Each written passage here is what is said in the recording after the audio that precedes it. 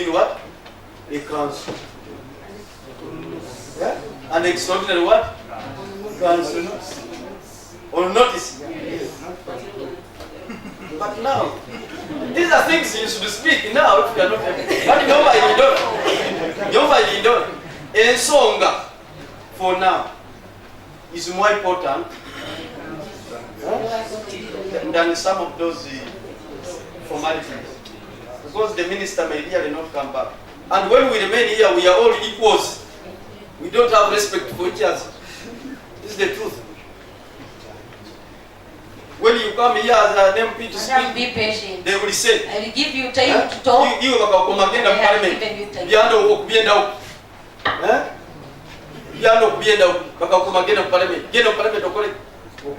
But now tutungire omuntu akutusinga oitwena leka tuyikirize tubaze ensonga zino kutakuzibaza leero itwenga tukwisobera kuba tutayire mu kisanja. This is the second year. Tuikaire tutyo genda Going for a burial. Let him submit. Thank you so much, our Honorable Minister and the entire House. I am here basically for two reasons. One is to welcome the Minister, Masindi. You are most welcome.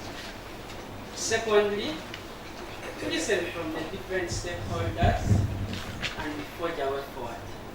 Thank you.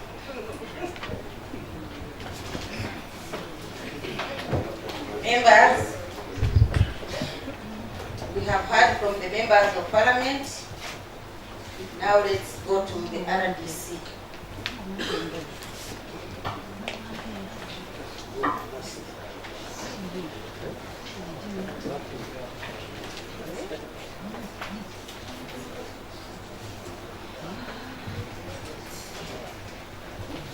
Thank you, Honorable Minister. I want to say protocol observed. My name is Gabriel Imes. RDC Masindi. I reported end of March. I have been very active in this council meeting. I need first to report that despite the internal issues which we are yet to come up with, the security situation is calm. But the security now being around the service delivery, being around is honest, not being open in fighting. Honorable Minister, when I reported, I took interest in council proceedings of the previous financial years. I am happy that you are the second minister to come here for the second time. I am not sure whether the issues that have brought in the first minister of local government for extraordinary council meeting were properly resolved. We could have healed the wound, but the sky is still there. And honorable members are here. I am not sure whether the scar emanating from the impeachment healed properly. If it did, praise God. Honorable Minister, I will address myself on three issues. One, the issue of corruption you started with. You are very much aware that the issue of corruption, as per the President's directive, the RDC, is no longer an issue to report, it's no longer an issue to talk about, but it is personal to holder. When the issue of Budongo came up for commissioning, Budongo Seed School. I was here, save for a situation that the guidance from the ministry that they were sending a minister who never came, and he was represented by a member of parliament of Uganda. We had the prevised, because I couldn't allow the minister to come to press for commissioning when I have not even visited the press. We are there with the former DO, the technical people here, and we identified some areas. Secretary Social Services, you are there as well. We identified the issue of ICT and lab. I remember vividly the technical people saying that we could not fix these things before commissioning, but these things are there. I said it's okay. I communicated to the personal assistant, the minister, who was meant to come. And she said it is okay. Commission, note down those missing gaps and make a brief. I did a brief and it's on record. Honorable Minister, I had a meeting in my office with the district chairperson, the CAO, the CFO, I think PAS, to discuss about those Budongo issues. I gave you 2 weeks and you said we are working around, things will be fine. Whatever I'm saying, there are minutes. And I stand to be challenged. It rotated around and I started becoming a talk. Which was one of those FM stations that we commissioned a building, a school without ICT. The same contractor had issues in Chivari, in Kapumiro, I think. The same contractor had issues in Chigandongo and Burisa. But I want to address myself on this. Honorable Minister, after failing to get the exact answer about the Budongo thing, I want to be on record that I'm the one who petitioned the anti-corruption unit and directorate of CID, of which many of the people here have attempted to frustrate the investigation. Honorable Minister, I have already had a discussion with the Minister of Education, and I have brought it to their attention. I will not go into the details, whether they paid taxes, whether they paid whatever, all those things are in the petition, which I can give you a copy. I am in Muhororo. I am not looking at tribal or what. I don't have a relative here, but I'm looking at the bigger picture. The head teacher is crying and saying, senior 4 candidates, they don't have computer, they don't have IT and something.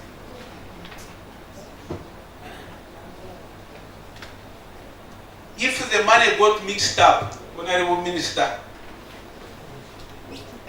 I want to use that word, I don't want to say misappropriated or what, but the history is clear. You received money, 700 and something, I will give you figures, for Budongo, mixed up with the Junction Seed School.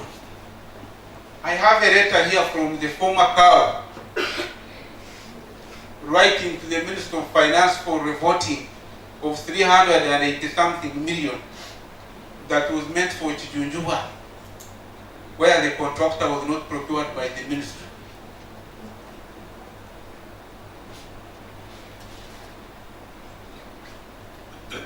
CFO is here. These days you have not been visiting me. I'm happy we have interacted. I remember you explaining to me that there was no budget line for that money. Procurement office is here. said you procured a company that was meant to supply. The owner of the company that was procured within the Masindi, who was not given an opportunity. If you mixed up the money for construction of toilet and something, because it did not go back, did you present this to the council for reporting?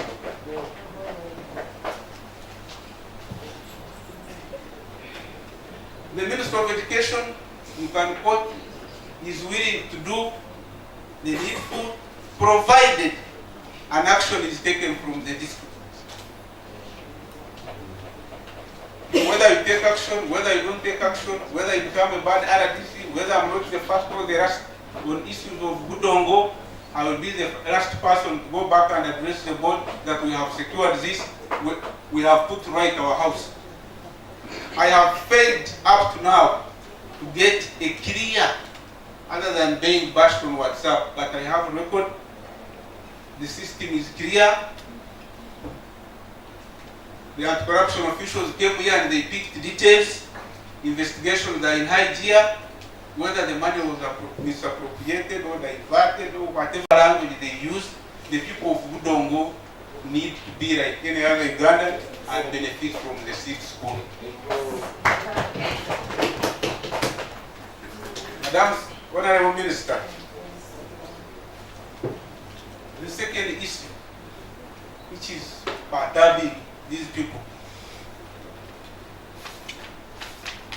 is crossing the line.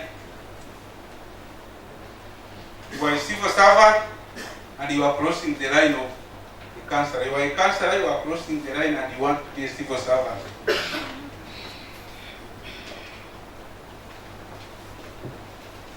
When I came here,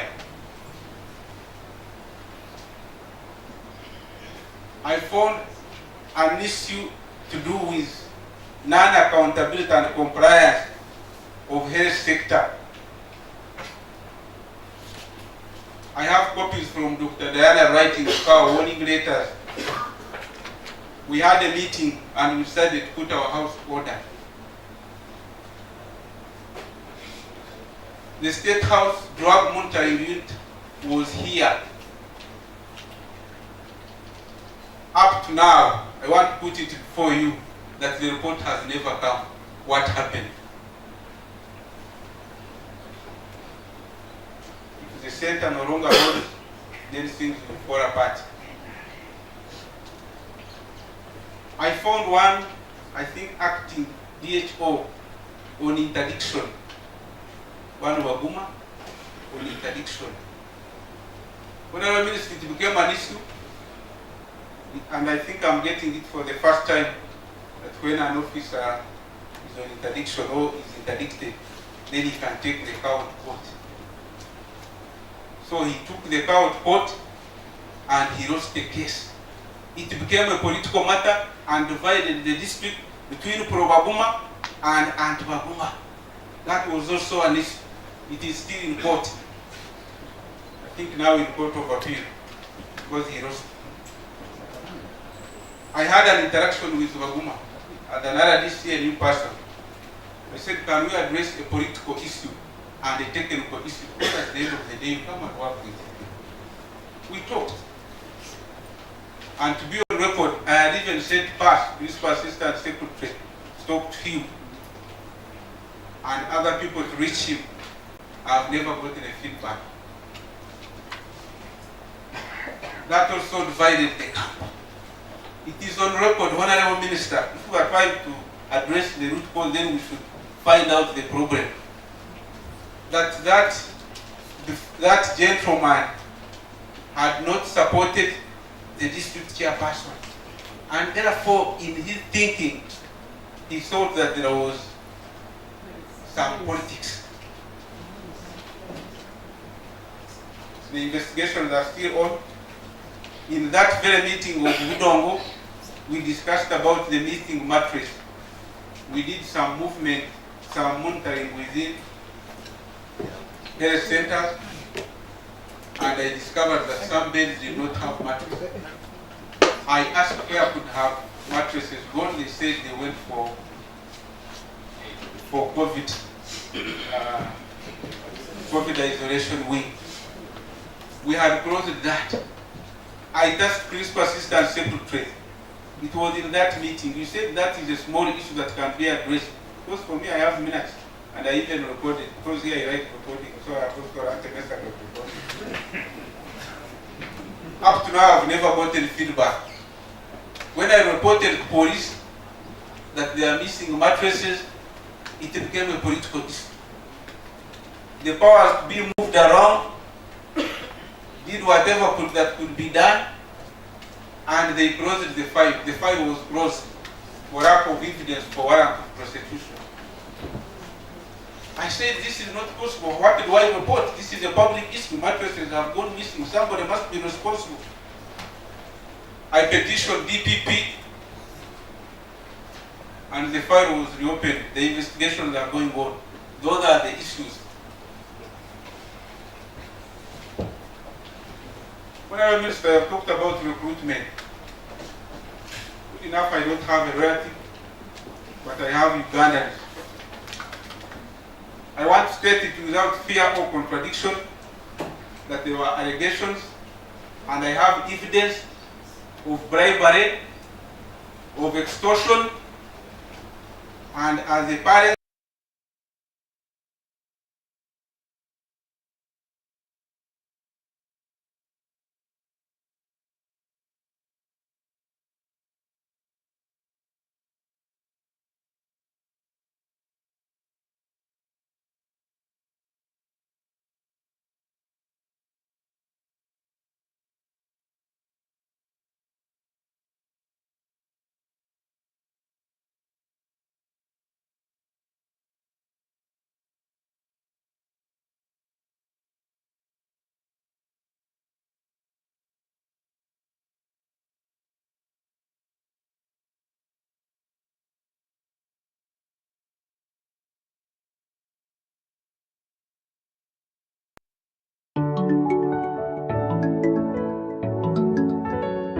You make me sing dan dan din dan dan da. Dan dan din dan dan da. Dan dan din dan dan da. It takes my breath away. Dan dan din dan dan da. He's a superman, a lovely man, and a kiremulavu.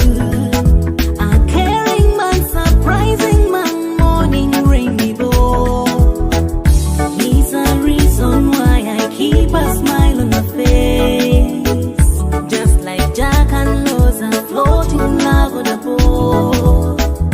He is my baby boo boo boo boo boo boo boo boo. Yumiro mulinga kwata kwata. Akira obaliba walokaida. Aisa na banu baba wakanda. Umwanuku. Kwata kwata kira obaliba walokaida aisa na banu baba wakanda omwana ogo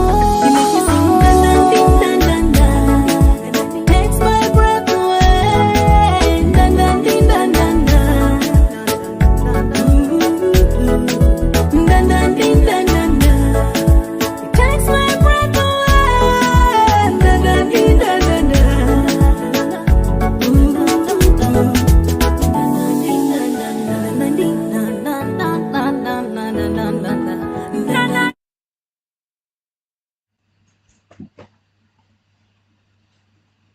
when all these issues are within the technocrat. Hey, there's another one. Yes, I have forgotten about it. We have of recent, I called it in Masindi, where an issue, before it reaches another issue, a simple issue, land conflict, Manya Commission, Manya Work, Ministry, and Corruption, State House. I have had 3 correspondences now. State House. I have had 5 correspondences and corruption unit. Petitions after petition, and I have addressed them satisfactorily. So I want to urge members, let's have our house order and solve some of these things because they don't need the attention of the center. I have had land conflict here, where one-star general was involved. The person jumped all these officers and went to corruption. And corruption called me. I said, send them back. I was here with General Kashaka, and he was also a suspect. He served, and the issue was resolved. So don't underestimate your authority and your power. Some of these things can be solved down from here. RDC, Chairman 5, how they work together. Madam, I have thought was, and I am happy Commissioner local government is here. Even in Chankwazi, the same commissioner saw me being recognized among the 4 best performing RDCs to fight against corruption. If you go to Apache, the cow is in interdiction, the CFO, DO, human resource, and accountant because of the 600+ million shillings. We are not clean. Like what Catholic said, to give us. But we try to do the best out of the best.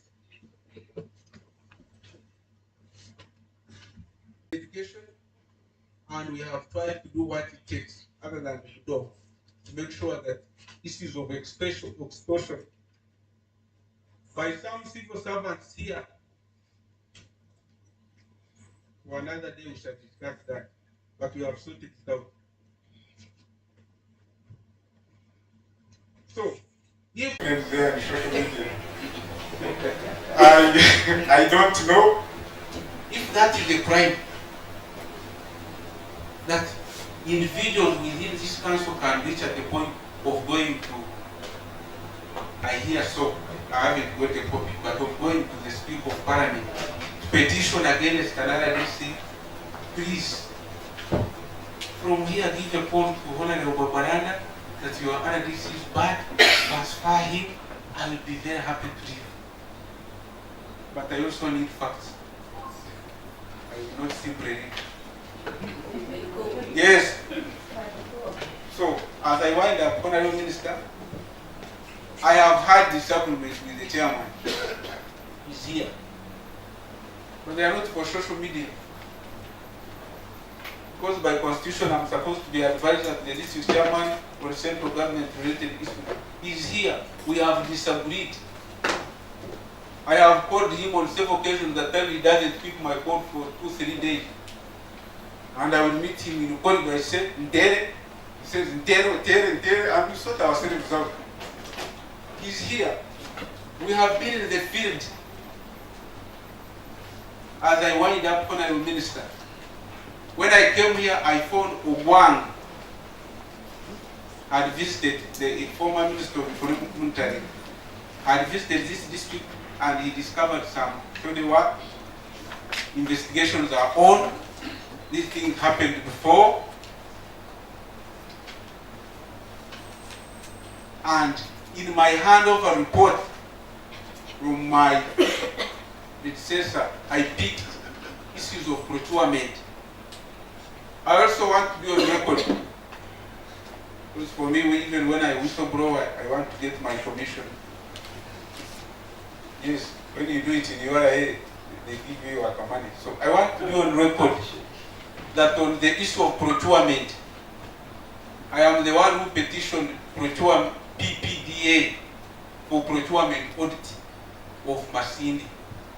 And when the report comes, they will share it out. That's not a secret. So if I can't do it, who will do it? Because some companies belong to civil servants, others belong to their relative, and those have been a conflict of interest for sure they work. And when you do that, they say we are not supposed to unpack that. If I can't do that, then I better pack my things and leave. The report is about to be out. Next week I will follow it up with PPDA. That's it. Honorable Councillor, you know I was a councillor for 10 years. That's why at times I don't blame. I also had my fight. But at one time I paid the price. when a cow called Nijumba cut off my gratuity that I had disturbed him. There are some silent issues, because I'm always the last person to sleep. Yes, I monitor. Even this morning I've been monitoring and other things on WhatsApp. And let me preempt them. Because the speaker was a little bit diplomatic and he remained on what is on order paper. But for me, I can give intelligence qualified briefing that within this honorable chamber of honorable councillors, there is a motion under a committee to make sure that you move away with your cow. But they are not talking about it. And I have shared it with the speaker. I said, what are the grounds? The speaker said, I don't have it on order paper. And I don't have a private member's motion. So, even if this cow is about to go, another cow will come. And if I'm still here, we shall start from where she will have ended. And even if I leave, another RDC will come and I will give a thorough brief. But the issues I have started, the ones of procurement, the ones of Butongo, that one, even if I'm transferred, I will still come back like the way I normally go to anti-corruption on issues of affairs as a witness.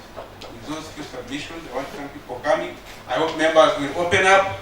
Let's forgive each other where we did not do wrong, where we did not do right. We are human beings. Issues are there, but they can be solved. If they are not solved, it will cost this government and it will cost this district in terms of service delivery for God and mankind.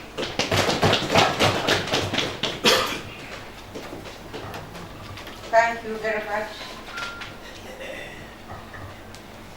Mr. RDC. Uganda needs such a teacher. Of course, to my surprise, when all the councillors decided to keep quiet, the school that is having all those problems, I understand is located in Nyantonzi sub-county.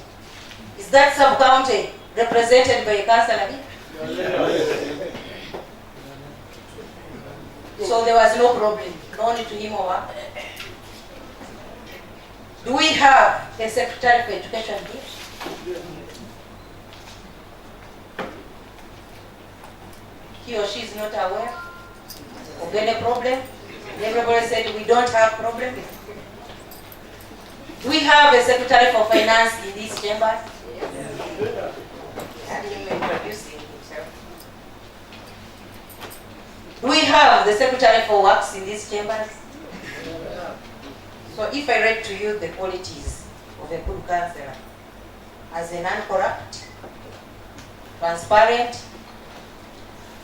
hardworking, responsible, are we really responsible when we are in charge of these sectors representing people in that sub-county where a problem is located?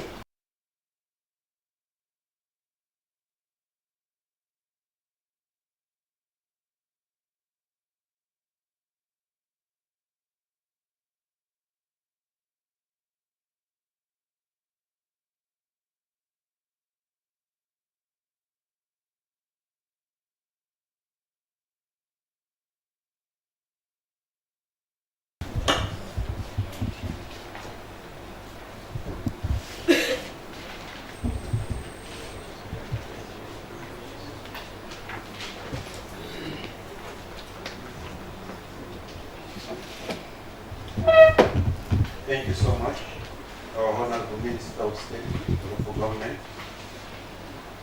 I join the rest of the House to welcome you to Masindi District, especially on this special day where we are supposed to talk, air out our grievances, and if we are peace lovers, forge a way forward.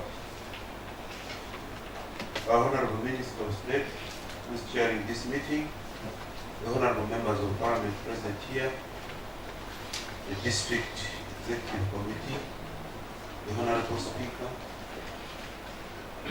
Honorable Councillors, the CAO, the technical team, the security, members of gallery, media, ladies and gentlemen. I will talk about one topic that is headed as conflict in Masindi district. And before I can go any further, I want to disclose to this house that the problem of Masindi is via Rohanga customers. People should not hide around and talk of cow, RDC, speaker. The problem is me. Unfortunately, I was brought to office legally, and this office was created by government as put it. I did not vote myself alone. I was brought here by the people, and not very few people, not a simple majority. A population of about 70,000, I mean 70% of the voters of this district. The current conflict in Masindi district is attached or is caused by the following reasons. The first project of this council, was planning for impeachment of the district chairperson, arising from disagreements during elections of the speaker and the deputy speaker. This matter dragged on for some time. Members of parliament were brought on board for mediation. Several meetings were held to restore peace, but nothing came out until the petition reached the Minister of Local Government and NRM Secretariat. A team headed by the National NRM Vice Chairperson, Dr. Chris Variomusi, together with the Secretary General and NRM Chairperson Electoral Commission, resolved the matter in a meeting in this room, which ended at 2 a.m. after having several meetings, a meeting with the Speaker and a meeting with the NRM leaders in the district. Although the impeachment grounds did not have merit as communicated by the Minister of Local Government, the chairperson did not take any action, hoping that there would be harmony. He chose to promote peace. 2, we received funds for compensation from UNRA to Kiema Technical College, worth about 90 million, with instructions from the Minister of Finance. But transfer could not be effected due to lack of budget line and disagreements in council. There was no cause for conflict, but council continued to be divided on this simple matter, to an extent of even petitioning Minister of Local Government.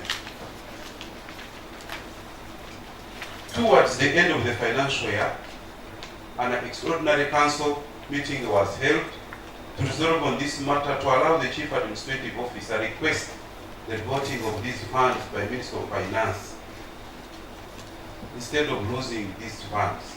And this matter remains pending. The interdiction of the acting district health officer, Mr. Waguma, was embraced by the district executive committee and the entire council, basing on so many gaps, including failure to declare funds, account, coordinate, insubordination, among others. Some councillors kept on changing goalposts along the way, basing on influence and complaints from the technical team. The Chief Administrative Officer has, however, submitted his file to lift his interdiction, despite several government agencies investigating the matter upon expiry of the 6 months period. Interdiction of the Principal Human Resource Officer rose from several complaints from pensioners, staff due to failure to access payroll. We had here LOC3 chairpersons, they spent almost the whole year when funds were available until the CAO and the human resource team went and camped at public service. as if we do not have the human resource responsible for this. Dropping off from payroll, manipulation of the payroll, and the Auditor General's report indicating gross irregularities. The due process was taken to establish what the problem was, but explanations were not satisfactory. Pensioners' physical validation was done, and to date, since it was done in April, to date, over 60 pensioners cannot be traced. Even when you call, we are imagining where these people are, if they are not ghosts. The payroll irregularities from the Auditor General's report prompted the parliamentary pack to hand over the former CAO, Mr. Oziza Godfrey, and the PHRO to CID for investigation, and had to refund some money. The technical team interpreted this as witch hunts. The controversy surrounding Budong Senior Secondary School is as a result of lack of information, accountability, transparency, and conflicting information. The Ministry of Education scheduled commissioning of the first. The district leadership realized the lack of laboratory and ICT equipment during the Ministry of Education scheduled commissioning of the first phase UPIFT projects. Efforts to get the true picture of the events were not forthcoming, especially from the technical side. No accurate report could be found.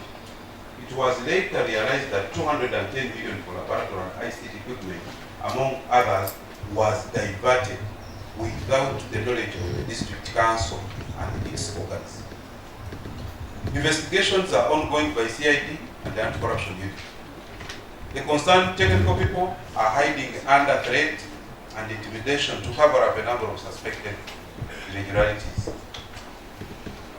As it has already been put across by the RDC, the money for laboratory equipment and ICT came. And there is nobody who can disapprove that. And the money for laboratory and ICT equipment was not returned. Even the letter written by CAO, then requesting for reporting, did not talk about money for laboratory equipment and ICT. It talked about funds for Kijunjiwa SS, which were also budgeted for and which were received, and we have requested for them to be reported. The money was diverted. It was put into other use not intended for, and it is better we accept it. Regarding Udongo, we are relying entirely on two departments. We have Department of Education. These are the people supposed to interpret and guide on issues of education. We have finance. Anything concerning finance, there is a whole department headed by the Chief Finance Officer, which monitors funds which have come from the center and the way they are being allocated and spent. At times we need to accept and say maybe this is an occupational hazard or there was a mistake before they went forward. And this matter was kept silent even for the whole of last financial year. There is a time when we received funds for Udongo Senior Secondary School and the IPF delayed to come. And we had already budgeted over 600 million to other construction and other activities. What did we do? The following year, we decided to abandon all works and committed the 600 million to the state school. Now, what was wrong with declaring this anomaly so that it's budgeted for in the last year, previous year, instead of waiting at commissioning? And what was wrong with providing the right information at commissioning? Now, should the chairman be blamed for this? Whose problem is this? Are there people who are paying salary every day? If the councillors have the workers, cancer, is it in order to protect such a technical person because you are representing workers? Or you are supposed to get the best out of your workers? Efforts to get the true, I have already finished that. Like in other districts, recruitment by district service commissions comes with a lot of conflicts. Due to limited vacancies, influence peddling, various stakeholders' interests, and high expectations. Madam Minister, you are aware that the jobs are now scarce. You advertise one post, you get 100 applicants. What does it mean? You will appoint one and disappoint 99 people. And all the 99 people will complain, they will make allegations.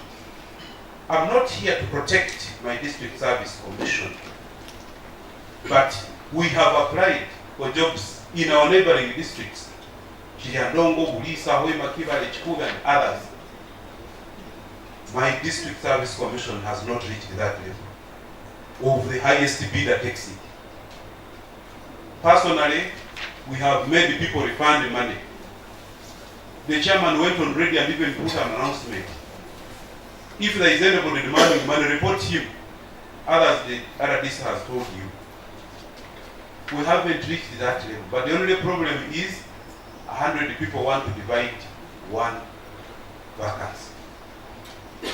And of course, as I've told you, influence peddling, expectations, and many stakeholders' interests. Along the way, this exercise was halted by IDG and is being investigated. Now, where is the problem? If IDG is in a place, if it implicates the chairman, what's wrong with that? If the chairman's daughter does not qualify, definitely they will be eliminated. And what's the problem? Where is the problem? Recommendation. It is our considered opinion that a forensic audit is done by an independent body like Auditor General or IDG to unearth the rot in the payroll and Udongo Senior Secondary School saga. All leaders should embrace the fight against corruption. Councillors, let us be sincere to ourselves. The problem disturbing this district, as I have put it in the conclusion, it is the technical team. That's why up to date, this morning I was asking councillors, where is the problem? They are telling us we shall get the matter in council. Everybody is saying, this council, there will be a dossier in council. What is the dossier? Is Masindi not part of Uganda? I like the opening remarks and the law.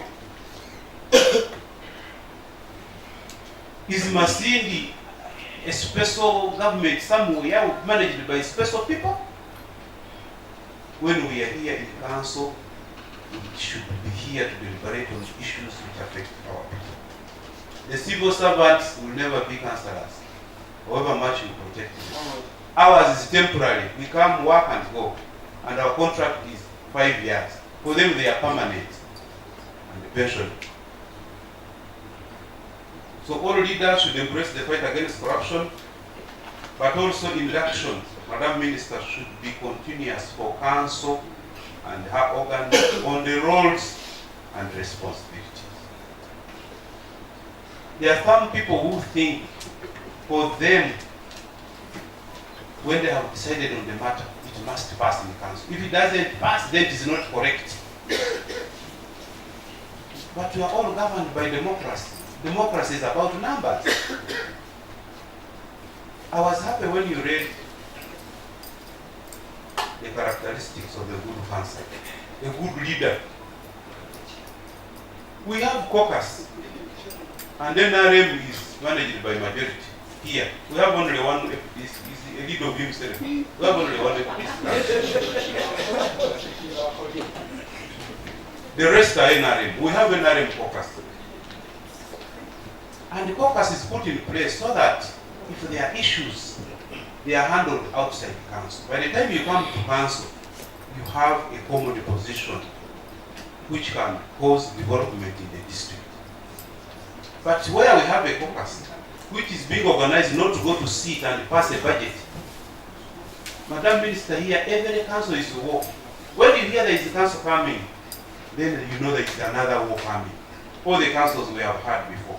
There is a war coming, people are in small cliques, people are planning evil, people are planning destruction.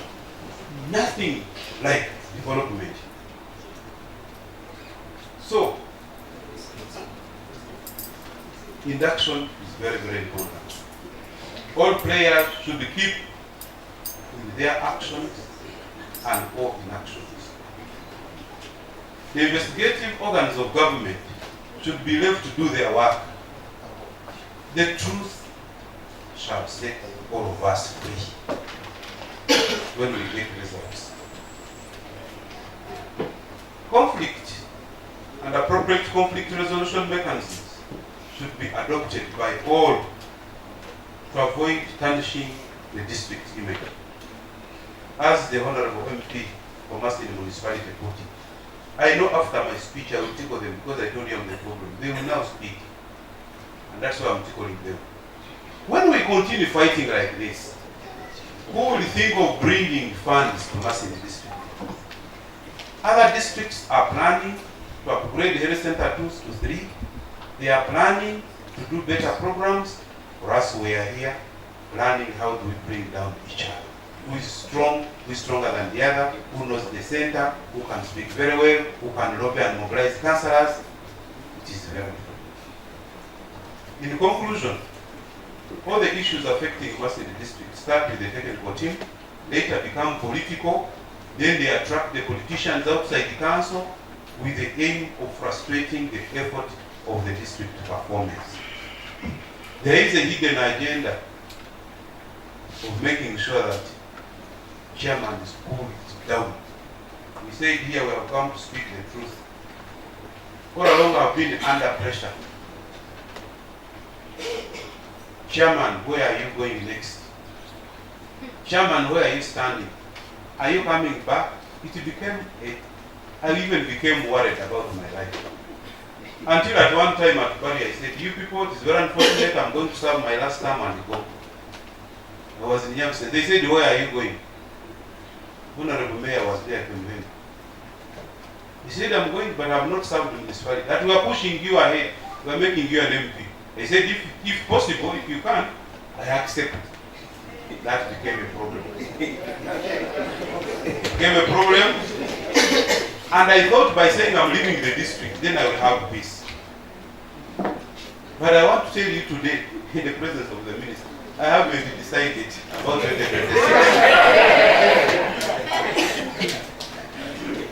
I can decide if I'm still alive to come back as chairman 5. If I fail, fine. At least I have served 2 terms. I can decide to stand as an MP because the qualifications are the same. And what's wrong with that? The people will decide. After all, me, I'm a poor man. I'm also getting old. There is a new generation. So where's the work? So those efforts of trying to put the district performance down because of other future expectations do not stand. We are supposed to be here, serve our people, account for our time. I say all this for God and my family.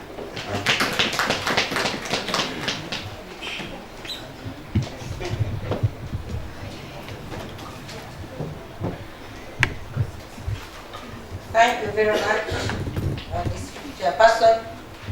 And I'm getting now the last submission from the Chief Administrative Officer. Then we shall open the floor for discussion. I can see glaring signals of people having gained the courage now to talk. And that's why I'm here. So,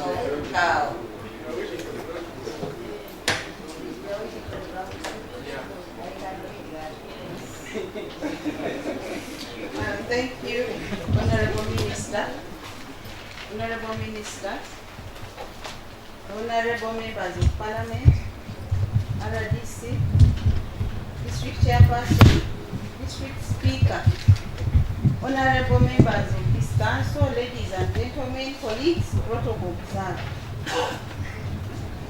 Honorable Minister, I also add my voice to welcome you to Masindi, and more so for having thought about coming over to establish facts about what is pertaining in the management and governance of the services of Masindi. Honorable Minister, I was posted in Masindi on 1st July 2021, and I assumed office on 15th July 2021 after a transfer from Kabarole district. Honorable Minister, I have served in various districts. I've been in Gomba, Askao, Chivale, Busia, Chegegwa, Kabarole, and I'm now in Masindi. It gives me a lot of pleasure that while I am in Masindi, you're able to come and give us direction where we seem to have fallen short of what is required of us. Honorable Ministers, Chief Administrative Officer Masindi, I do not have any formal complaint on my desk as to what I have done or not done to the expectations of my supervisors. However, given that I am a resident cow at that, I will respond or brief this meeting as I deem fit and as a partner or as a stakeholder in the district. Honorable Minister, I wish to start by taking note of the fact that as Masindi, and from my boss, the permanent secretary, when we are being posted, we are briefed about where we are going, the strength that we should have, and what we are. Reservation to state that before I left Kabarole, I knew where I was going. And the biggest characteristic was chronic wars. Honorable Minister, before I left Kabarole, I already had a brief of whom I was coming to fight. Even on the day of my handover, some of the people were mentioned. Some people here attended my handover. However, I add that those people actually that were presented to me, as we speak, could be the best friends to those that they were supposed to fight with. I think I managed the situation, and I think I have managed as cow. Honorable Minister, the reports I have in office from my predecessors really speak volumes. But I want to say that for the 1 year I've been here, July to July, we have really tried to manage our affairs as a family. And the technical and political relations have been good for a while, because every one of us, I must attest, was trekking in his or her own mandated lane. That's why we have been able to get here. From me as Chief Administrative Officer, to note that now the district is at war is when I went on leave. Honorable Minister, I went on leave this year. I'm not in this culture of taking leave, but I've realized the importance of taking leave. And I've always told my colleagues like CFO to go and leave. People, civil servants, take off time and go home. For 20, 15, 30 days, you'll not come back the same. So I went on leave from 7th July up to, I came back in office on 16th July. That's when I started seeing a lot of things on social media. Honorable Minister, like I said, I personally do not have any formal complaint. Yes. Any person coming to me to say, Cow, why are you doing this? Why is this like this? Or where is this information? And I have failed to offer it. For purposes of noting, Honorable Minister, I said I took over office on 15th July 2021. By September, I was welcomed by what in Masindi, in courts, what we call Honorable Gwang, Operation Honorable Gwang. How he got us? Good enough. He found when we were prepared in terms of knowing where we had shredded work, where we had not done this and that, and as leaders were trying to look for ways of actually putting our house in order. That is when he came. We made statements, files, I don't know whether they are in process. So that is another lot of investigations that are going on in Masindi. But it never left us the same. It gave birth to impeachment, agenda, if I may call it so. Honorable Minister, according to me, the impeachment process was on, but it was managed and concluded. It all seemed like everything was okay. After impeachment, we got the Chema money coming on board, like you have already been briefed. I got the instruction from the Ministry of Finance that they have sent 90 millions to Masindi to be sent to Chema Technical College.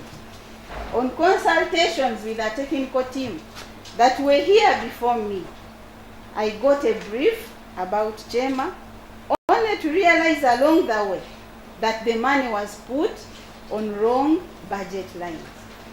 I wrote back. We had a council meeting of 28th February. I referred to it and I wrote to the PSST about council's rejection of money being taken to Chema, as well as having failed to get a proper budget line for which to have this money taken to Chema. I even moved there physically. They were promising we are handling until we are almost getting to the end of the financial year. I was advised appropriately that let the district council give me permission to submit a request for revoting this money so that the ministry is able to put it on correct budget lines and as per council's resolution. Honorable Minister, I have communicated to Minister of Finance about this revoting of the money, and I expect that this year it will be revoted. Excuse me. Yes, Honorable.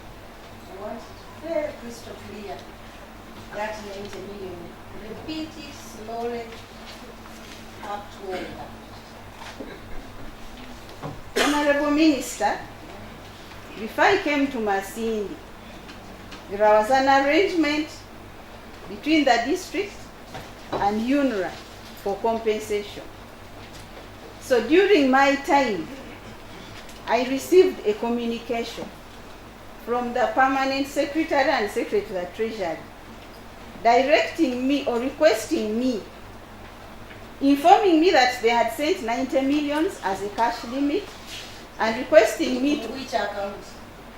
Masindi, The district account. the district account, and requesting me to pass on the same to Chema Technical College.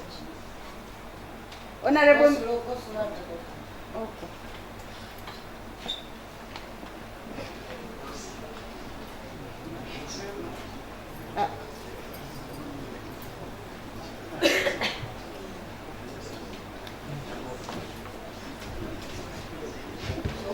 That instruction, what is it? Honorable Minister, because I was not here before, I constituted a team of 5 technical officers, asking them to give me a brief about that money and whether it was in the budget.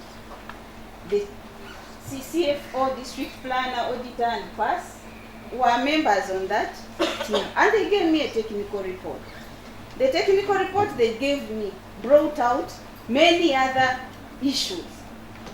Honorable Minister, I felt or I decided that given that there are surrounding issues which are on record I took the matter to the executive committee to brief them about the money that has come, the previous arrangements for the same money according to the report that I got, and the matter went to This was council. compensation money. Yes. You didn't need any further decisions. Yes. It was compensation. You got a directive from finance. Yes. Now what further consultation? Honorable Minister, compensation had been budgeted for in the budget of Masindi. All right? The district in its local revenue budget, they had captured that money as local revenue. But when the money came, it came with an instruction that it should be sent to. So, having had this money on the local revenue budget line for Masindi, it was impossible to have this money from that line to Chema. It was not put on an expenditure line. Did you go back to consult with finance? Yes, What did finance? that is why, Honorable Minister, I brought the matter to executive. Yes. I wrote to the PSST. And what did he reply? They did not reply. Could you have followed up? Did you follow up? Honorable Minister, I followed up. The chairman followed up. The speaker followed up. The RDC followed up. But there was no response until when we were getting to the close of the financial year, that the ministry guided that the money be, we asked for a revote and they send it back. Honorable Minister,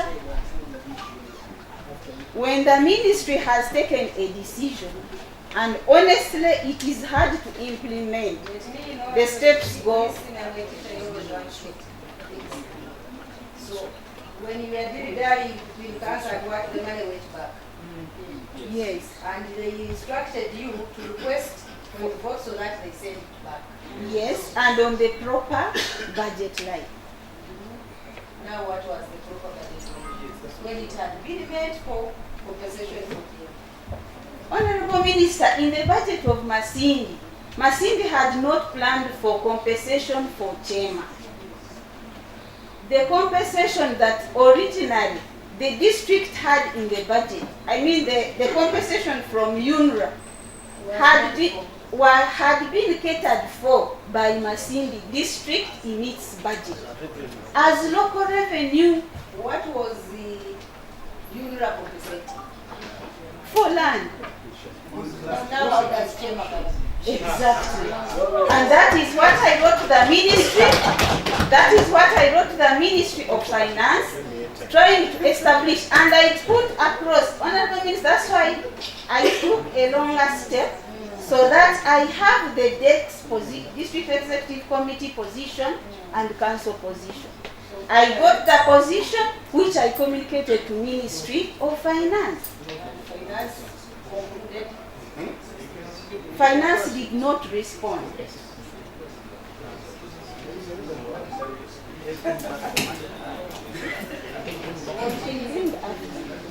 So the money was swept back. Since the ministry had guided that we ask for a revote, I am optimistic that this money will be brought back. So that is it with Chema. But throughout the process, contradictions and so many other things came up, and the matter, the petition was brought, but it is still pending until Ministry of Finance either puts the money on the right budget line or they advise us otherwise.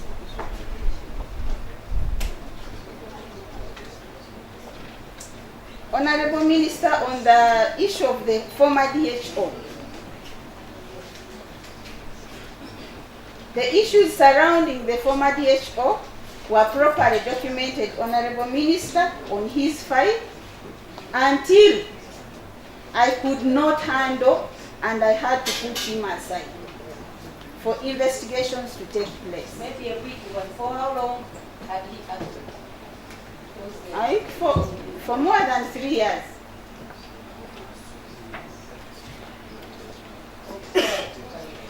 So, investigations are on. He has served the 6 months period and have submitted to the Service Commission for lifting the interdiction pending the other reports as per the standing orders.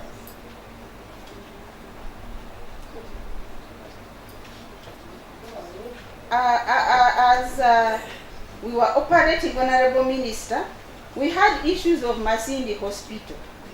The District Executive Committee discussed the same. A motion was brought to Council that Masindi Hospital issues needed to be looked into. And these were issues of management and basically management, financial and human resource. Honorable Minister, before I could take any decision on Masindi Hospital, I went to the Minister of Health and met the Permanent Secretary, Minister of Health, seeking guidance on a number of issues about the MS and all in respect to all the other letters that she had written to me. Honorable Minister, with a team of the director and the commissioner in charge, we looked at the issues of Masindi from history up to where I found them. Dr. Diana asked me that for them as doctors, in some instances, they are not trained on management, financial or human resource. So he asked whether the MS that we had ever been taken through the management drills. Because the issues that we're raising were lack of water, lack of this, lack of this. So the team that I met guided, but they asked that why are you putting all these management issues onto the MS? Do you have a hospital administrator? I told them I had one. What is his or her capacity? We discussed, but from the conclusion, the hospital administrator also required, actually he should have been the most answerable person on the issues that we had raised on the MS. Dr. Diana advised that let us have that doctor attached to one of the hospitals for mentorship. She told me various hospitals. She said, I have a good director in Uganda, Moyo Hospital and Chirubu. Let us have this doctor taken there for mentorship. If he does not improve, then disciplinary proceedings take on. Honorable Minister, that is exactly what we did. The superintendent was sent to Chirudu for mentorship, and the hospital administrator was attached to my office. And probably I'm yet to get the feedback as to whether the team that is there is working or not. But so far, so good. And when they come back, the reports that these people, for whatever they have put in place, is what shall be used to sustain whatever levels we shall have achieved. But Masindi Hospital created some, the actions that I took created some discomfort. That I had taken a harsher decision on the former DHO and not the MS. Honorable Minister, the law is clear, the disciplinary proceedings are clear, and given the decision of the responsible officer, you can take various options. Honorable Minister, as we were getting out of that, Budongo came on table. Budongo C, secondary school. Honorable Minister, as soon as I came to Masindi, I knew UGIFT was a very big project for government. So I started as I was doing my familiarization tour, I visited Budongo. I noted a number of things. I asked the team that I had, especially on the equipment. I was assured that the schools had closed and therefore the equipments would come when schools opened.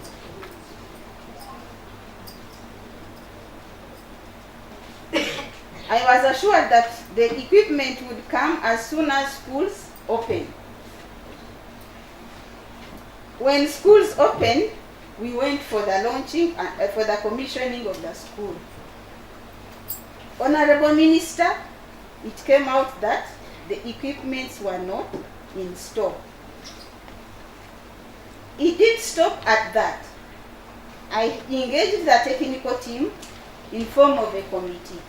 But Honorable Minister, They are not mentioned in meeting who should have put them. the what? They were not in the scope. This is where I'm going.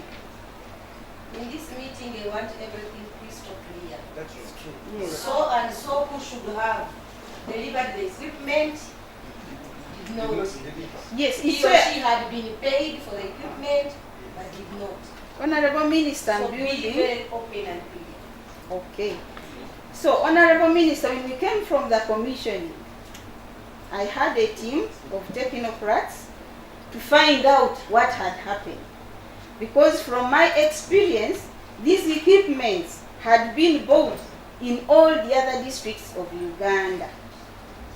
Honorable Minister, the information could not come out easily. That's what I could say. But on further investigation, Honorable Minister, I noted that for Masindi district,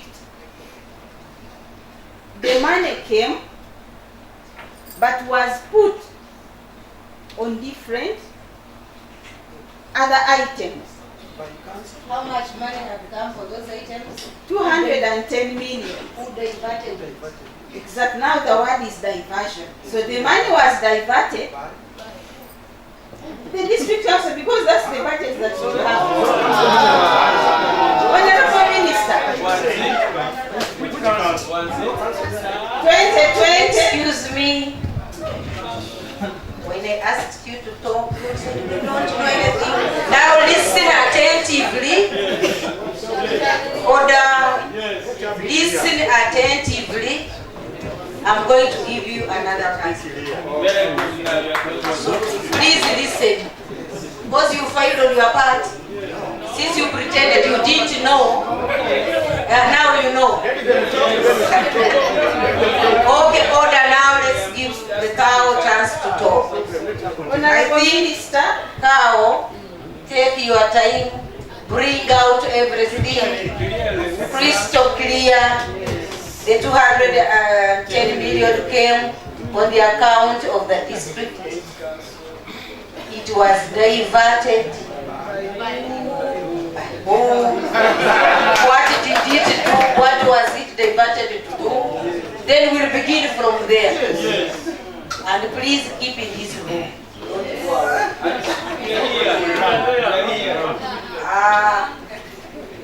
Honorable Minister, this money, pen and report what you want to hear. the money came in the financial year 2020-2021. That is when the diversion took place. With that financial year, I had not come of 2020-2021. So, Give me the name of who was the cow. Yes, that was. the car was Mr. Nkurunziza Geoffrey. What is he at the moment? I took over from Mr. Nkurunziza, Honorable Mwambu. He's now deputy cow Bushemi district.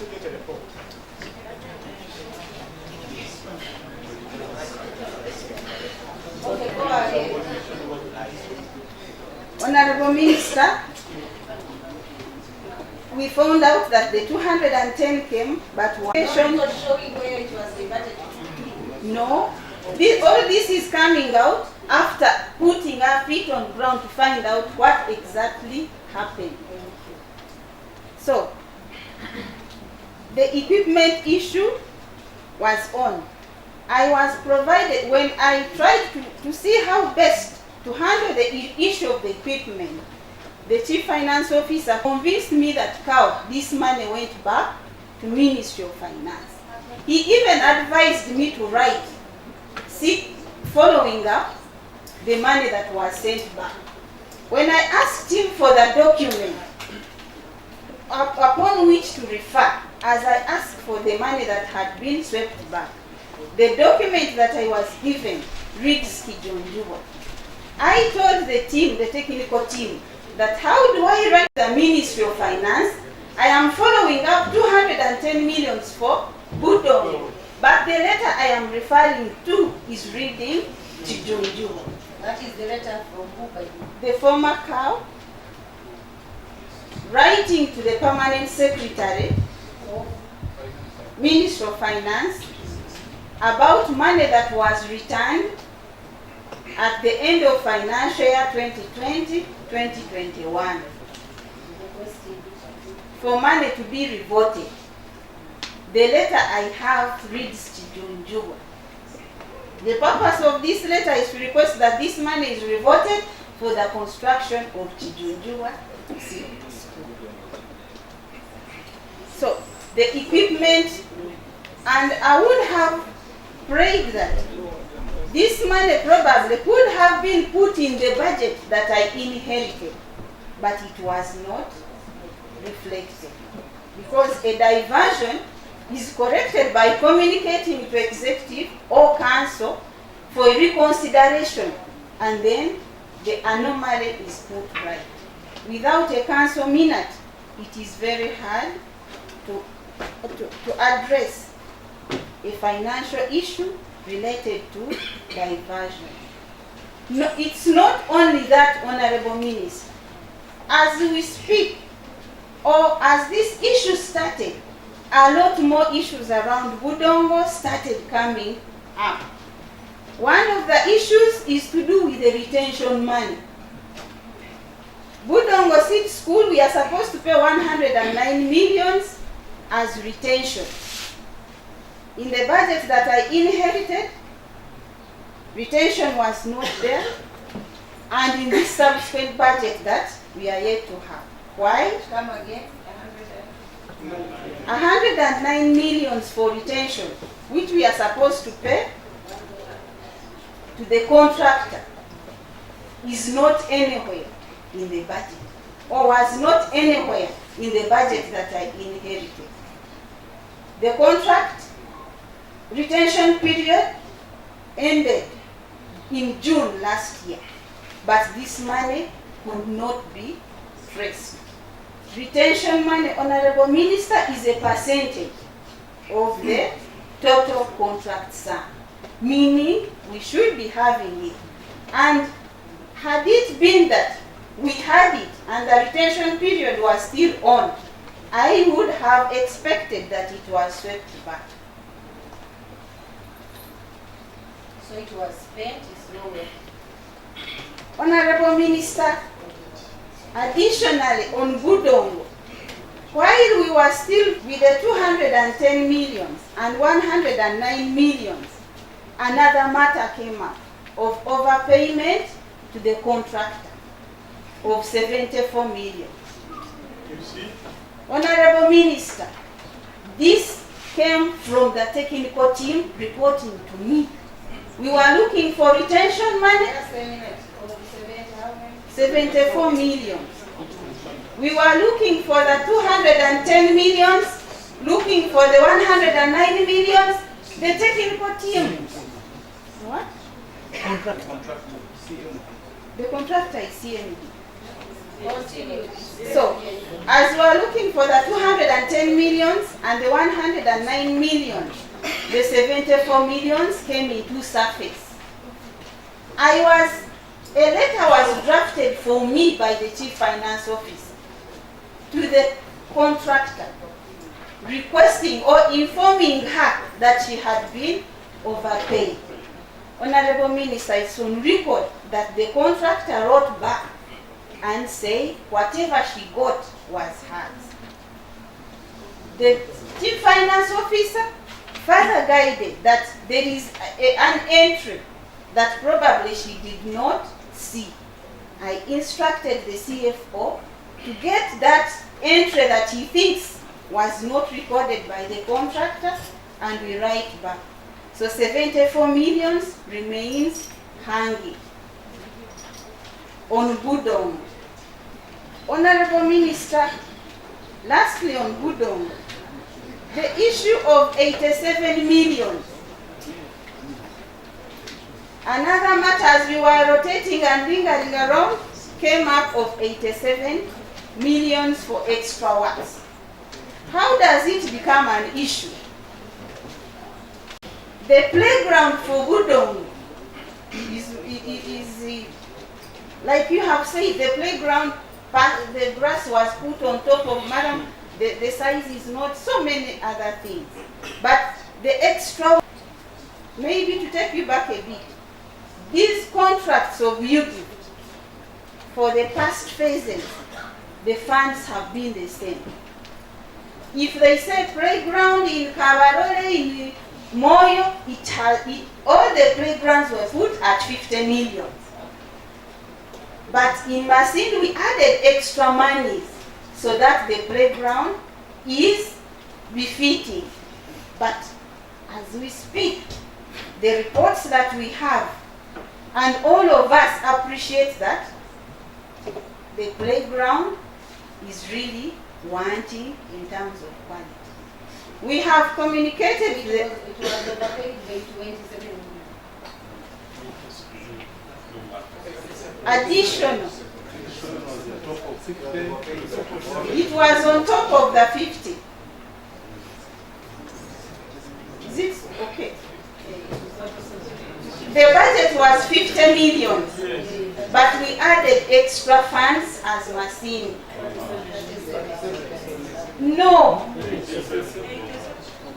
Extra works were for 87 million. On top of 50. So, Honorable Minister, the extra works, according to the records, Honorable Minister, the extra works, according to the available records, 87 million was to work on a fence and the playground. But disaggregation of these figures is not on record. But 87 million is what was paid as extra works. Honorable Minister, like the RDC said, we were given 1 month as technical people after commissioning to avail or to give the chairman and RDC and the MP who commissioned information as regards the equipment. Remind me again the date of commission. 24th April. So to date, Honorable Minister, the source of conflict, the source of hitting each other's technical, is that as we speak, produce a report, especially for my colleagues that were here before me, to say, I commit that this and this is what happened. What brings about that? So, the moment we cannot commit to put things in writing, we create suspicions and unnecessary conflicts. The matter is before, and the Chibuli people came, statements were made. And corruption is here, statements are being made. But the conclusion is, like, I am witch hunting people, but I have not written anything about Budong because the basis is not there. If my chief finance officer had gotten that firmness to say, this is how we transacted, this matter would not be here. That is it with Budongo, and that's written anywhere. These issues have come up. Technical staff have given me a number of documents to do with how the expenditure was, and this is where we are.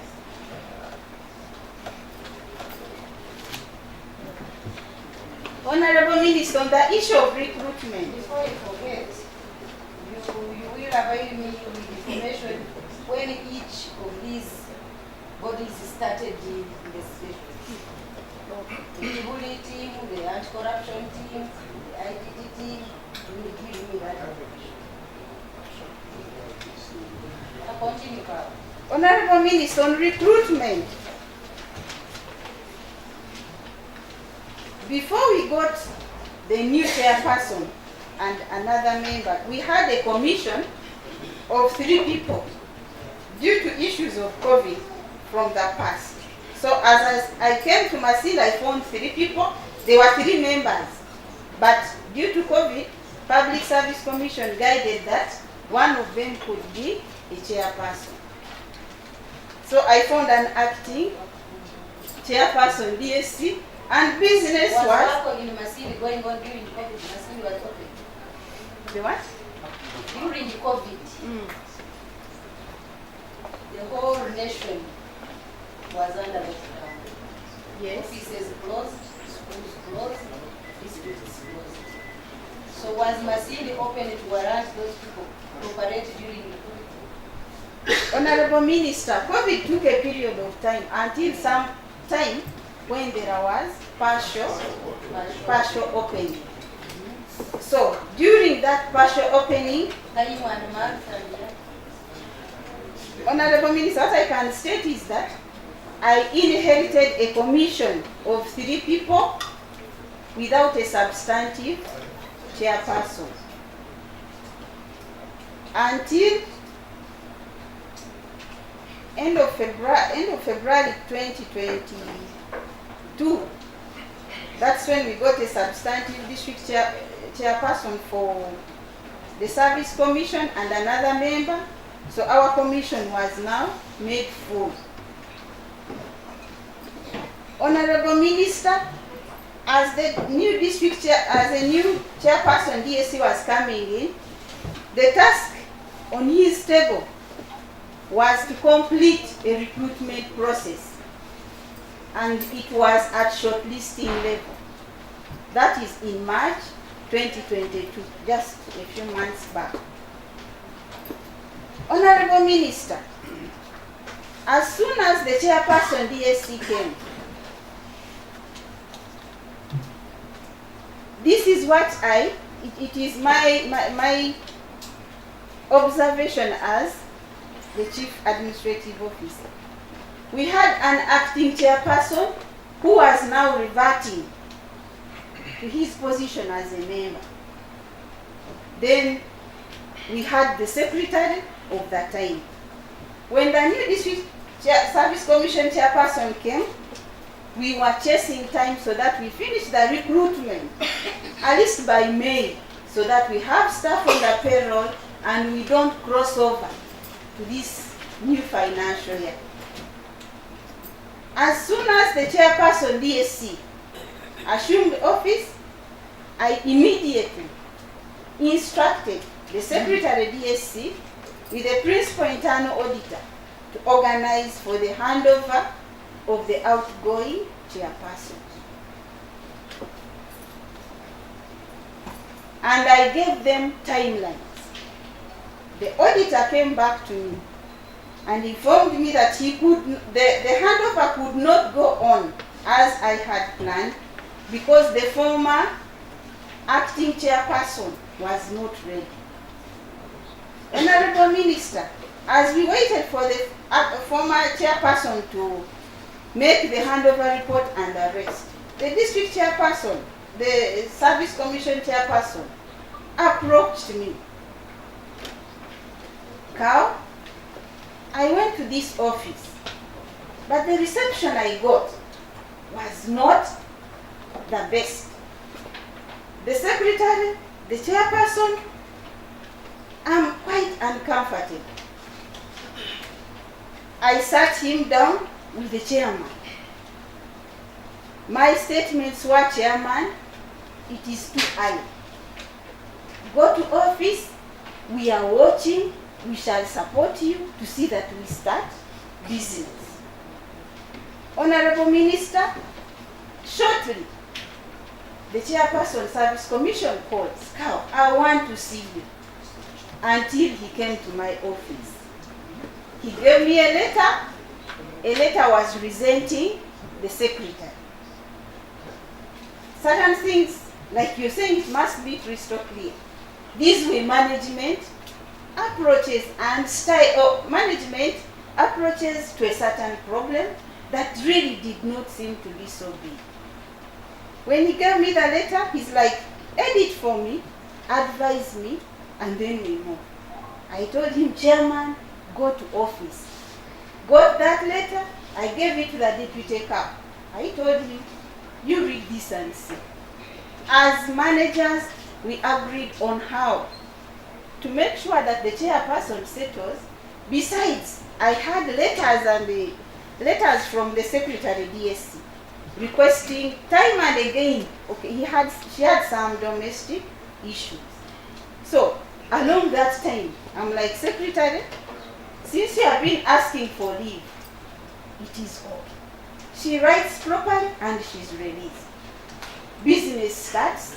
I sent there the senior human resource officer. So she had to take leave and the business goes on.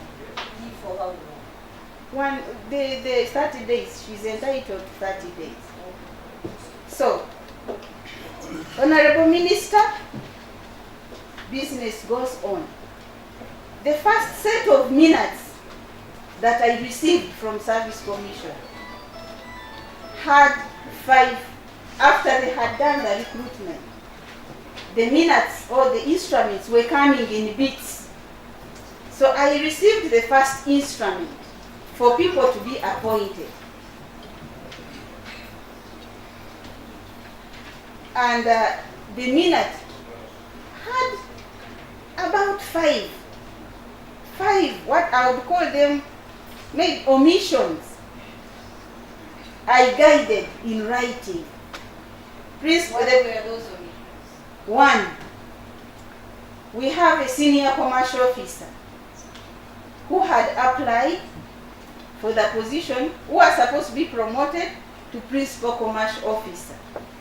Honorable Minister, the minute I got was directing me to appoint him as principal commercial officer on attainment of higher qualification. The laws are clear. I wrote back and guided the commission. I even called the secretary to guide him on what it should be. Honorable Minister, that was corrected and I appointed the person. Honorable Minister, the other case was with an office attendant becoming a typist. My observation was, office typist is U7, is U8. We are taking her to U6.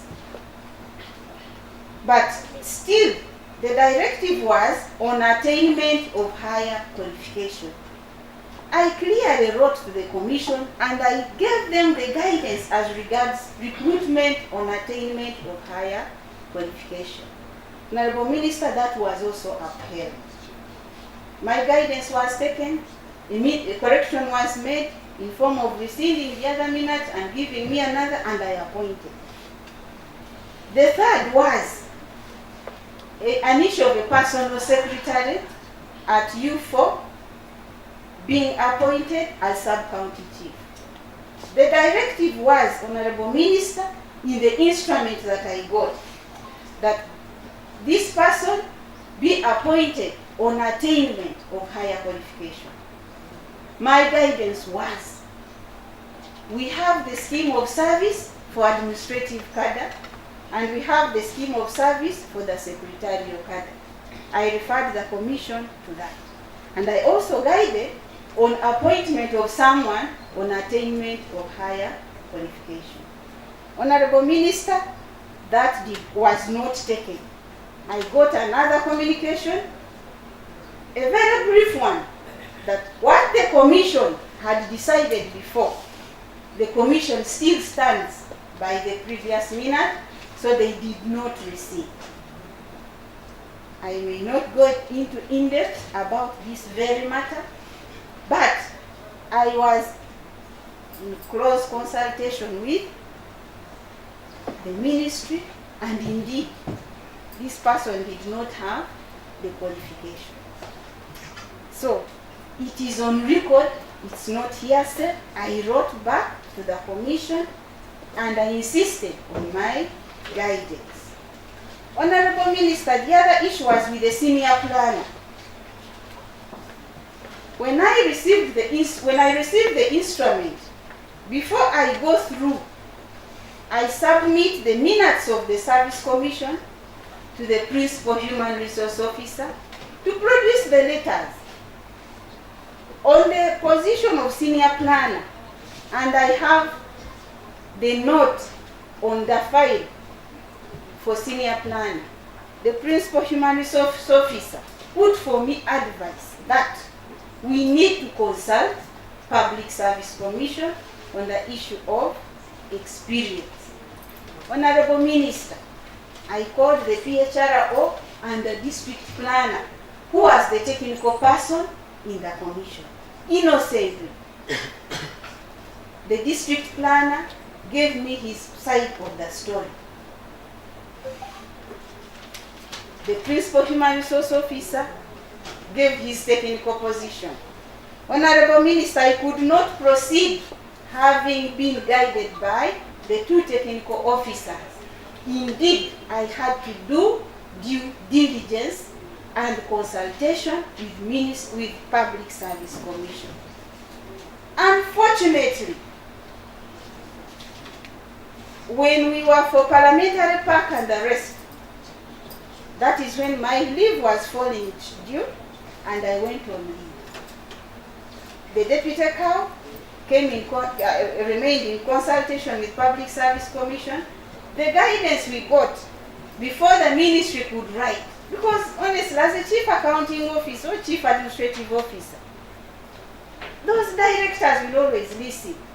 The advice is like, before we put anything on paper, first find out the institution that this person attached on the application. So we were in that process, but it was interpreted as failure to appoint some people and appointing others. And as we speak, I have not issued that letter.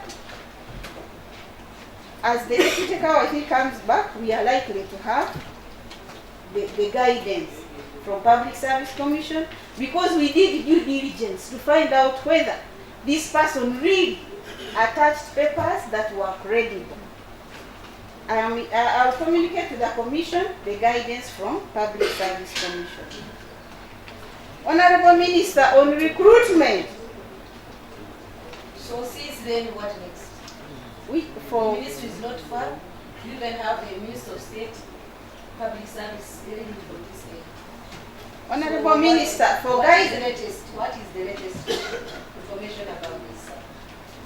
Honorable Minister, I'm yet to get to what is latest. Public Service Commission, Honorable Minister, has not yet responded. Honorable Minister, due diligence was done, and when advice is given, we communicate back to Service Commission. I am going into this, Honorable Minister. These are the issues where, for me, from what I gather. Now, Honorable Minister, those appointments I've talked about were in the first instrument that I received from Service Commission. The second instrument, but there was another issue which actually MPs have called me from other districts. There was a position of pharmacist. Honorable Minister, I received the instrument to appoint a new person in the position of pharmacist. But I had made a submission to Service Commission for disciplinary action, actually dismissal, of the former pharmacist who had abandoned duty. This gentleman who had abandoned duty brought us an intention to, so actually he took it to Service Commission, that we have advertised my position before deciding on my case. I wrote back to the commission and I was like, conclude the other matter, then produce a new minute for this person. But the controversy. You first dismiss, then you can now have a new person. That one has been, the minute was rescinded, the former pharmacist was dismissed. Unfortunately, I think the Service Commission forgot to make a fresh minute. I want to use the word forgot. I have consulted the secretary, but they could not give me feedback because the commission has not been functioning. So those are the issues that were in the first instrument and which I acted upon based on the law. If I'm to be challenged, I want to implore all of us, let us write and quote. If I've gone wrong anywhere, let it be put on paper and I give my position. All these honorable ministers have correspondences on file. Now, the conflict that we got with Secretary DS. She returns from leave. I immediately write the person who was caretaking to take over office and hand over immediately. Honorable Minister, I wrote to the secretary, but the response I got was from the Chairperson Service Commission. And in his communication, he was informing me that as a commission we have sat and decided to hold any handover until the cow sends an agreeable person. It's on record. Honorable Minister, unfortunately, I just said let me not reply to give people time to think of which actions and where we are going. Honorable Minister, hardly 3 days, another letter from the Chairperson Service Commission comes, reporting me to the district chairperson, that he has been writing to me and I don't respond, and therefore he had taken my matter now to the chairperson. District chairperson did not respond. Hardly 4 days, I got another letter from the chairperson of the District Service Commission, still insisting on the issue of that nobody would go to the commission unless I have agreed with him. I would have prayed that in those letters, the legal mandate and whatever was really driving that decision was put in place. Honorable Minister, when they became 3-4 letters, I was forced now to put pen to paper. I wrote to the chairperson, DSC, giving guidance and clarifying on the issues that he thought were issues of legal substance.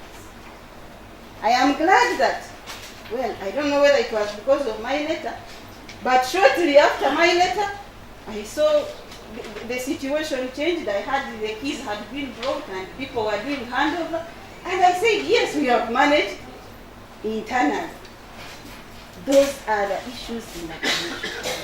Honorable Minister, I informed you that I came back to the district after my leave on 16th.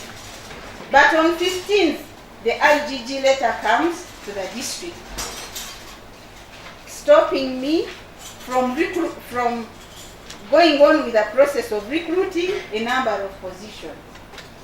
Honorable Minister, that letter is on table. IGG has been here. We have made statements. We are waiting for what they will come up with.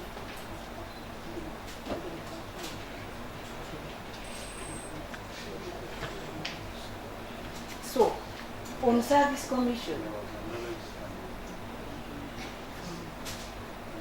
I said that the instruments came in bits. The first one is where I responded, where there were irregularities that I pointed out to the commission and they were put to rest. The second one came while I was on leave. When I came, before seeing this letter of IGG, actually I had sanctioned the file to PHRO. As we speak, he has my instruction. Had he produced the letters, then this letter was brought to my office by IGG in form of a hard copy. So that is where we are. Basically, on payroll and interdiction of PHRO. Honorable Minister, I beg that the ministry time and again does inspect the way we do things. I got an audit report that I had never seen sincerely since I became COW. And I must inform you, Honorable Minister, that on 2 occasions, the team of Masindi, with the audit report that we had, full of very many issues on payroll, we could not answer. We went for exit meeting with Auditor General. Issues were really not which ones. Overpayments, underpayments for both pension and salary. Honorable Minister, the parliamentary pack came to Hoima to listen to us as we were presenting our defense. We could not still convince them because our issues of overpayment, underpayment, and people not being on the payroll, those were the most critical issues that came up until we were taken to Parliament in Kampala. Honorable Minister, I decided to invite my colleague who was in office then to help me go and answer in Kampala. Still, these issues remained outstanding until it's not only the former cow, we were all subjected to statements. Past has made a statement, Deputy Cow has made a statement, everybody has made a statement. So, that is a matter that is there. Honorable Minister, in my own wisdom, I say these issues were really big. I have also managed payrolls elsewhere, but these ones were quite big. I opted myself to audit myself by going to Ministry of Public Service. I say, let me check myself before the auditors come, because if this practice is what I have also gone through, it could be a problem. Honorable Minister, issues still came up. And why I had to interdict the PHR, or one of the issues that we wanted investigated, overpayments still featured. And Honorable Minister, to notice that these payroll irregularities, Honorable Minister, are really manufactured by human resource officers of Uganda, maybe some. We have a unique password that is only given to a PHRO to process payment at his or her level. Honorable Minister, at that level, the payroll is manipulated. If you don't have a human resource officer who is strong at heart, come again. Your certain password is given to the PHRO for processing payments. So when I did a pre-audit with Ministry of Public Service for myself, still the overpayments were featuring. And I was assisted by Ministry of Public Service to learn how these overpayments are made. Honorable Minister, they are made at a level where the human resource officer is the only owner of a password, and he can be able to manipulate the system to add or subtract. These things are on record, the document can be produced. So, with those findings, with those risks foreseen, I had to make sure that the payroll management issues are audited so that a lasting solution is found for the district. If it was in error to have this person out so that I get now his password, give it to another person and I compare, I don't think that was a disservice to me, who would be arrested, and maybe him. So when we know our issues and we are able to manage, by the time the auditors come, you have something to put across. So some of these irregularities are intentional, and I want to say personal. As I conclude,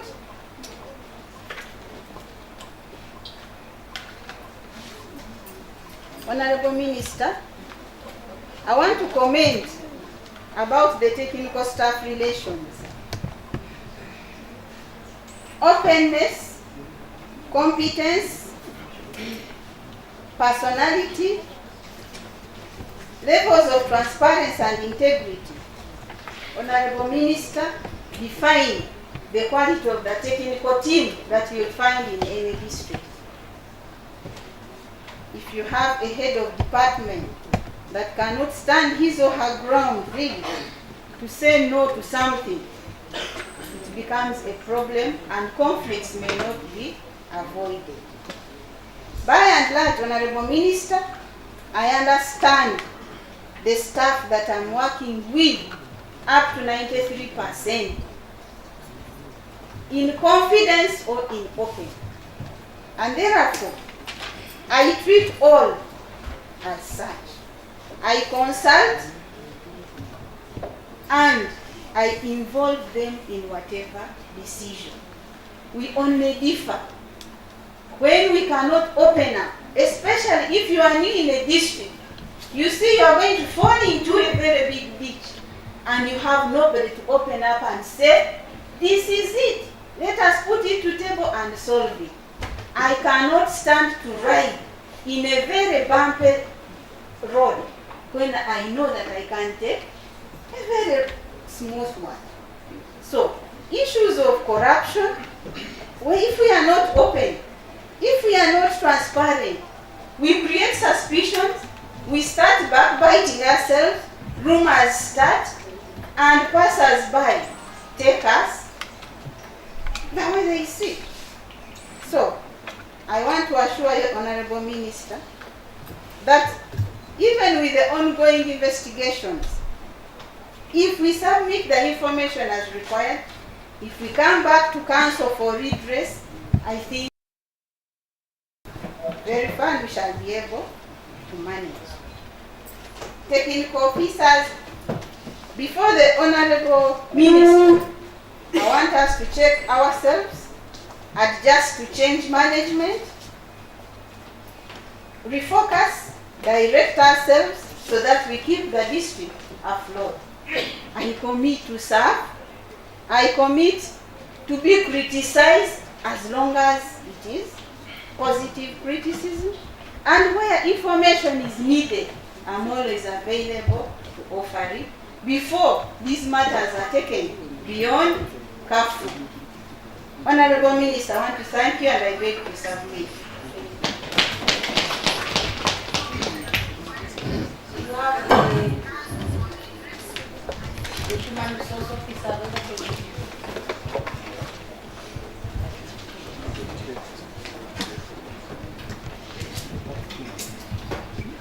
Would you wish to brief us on the status of the payroll, why these irregularities are there, what have you done? You know they exist, you're ignorant of them. Please. Are you responsible or someone else did it? Please come out very openly. That's why. Thank you, Honorable Minister. It's also a great pleasure working with some of our investors, all the other members. Irregularities on payroll, and they are being managed. So, with the help of other officers from the Ministry of Public Service, I want to ask you a question. Are you the one managing the payroll? right now, yes. Don't answer. You're a counselor. Keep quiet. Please answer me. Please.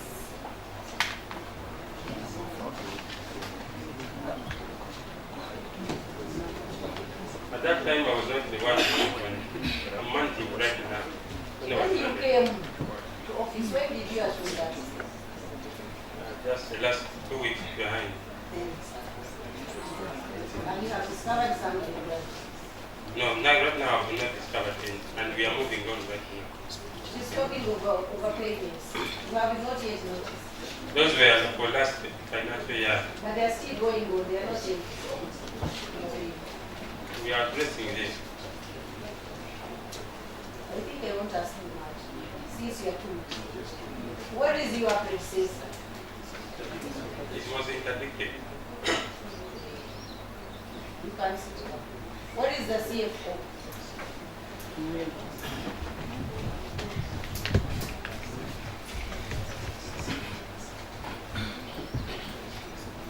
Wait and they ask you. Have you noticed that there were irregularities in the management of finances in this district? No, madam. No irregularity according to you? No, madam. For And it is- how long have you been in this office? 4 years now. 4 years. And it is the reason I want to respond with figures. And for me, when I'm telling the truth, I You don't. have told me about money which was diverted. You are not aware of that money? Not at my level, madam. It's the reason I want to give you the background. Please. And allow me to talk while seated that my sugar levels have gone down. So, will I stand up? Thank you so much, madam. The Honorable Minister, the Honorable Members of Parliament, and others.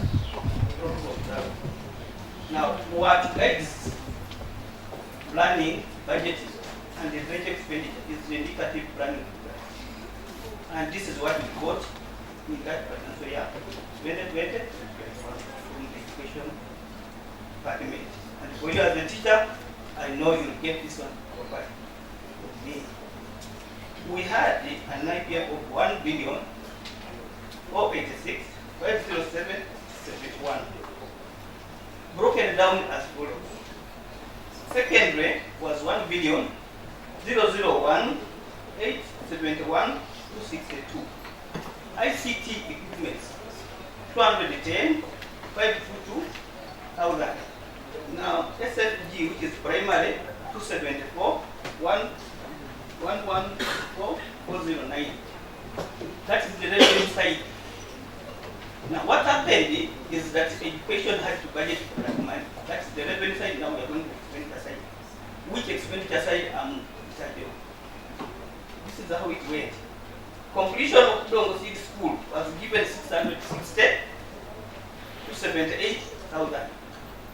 Another item was topographic feasibility and the construction of the University School, which was given 434 229,000. There was monitoring and evaluation of capital projects at 61 million. There was the SFG, that is construction of structures in primary schools, at 331 million. So that is where, for me as the CFO, I'm supposed to guide the expenditure. So the mistake wasn't at my level. Now, along the way, Minister of Education advertised.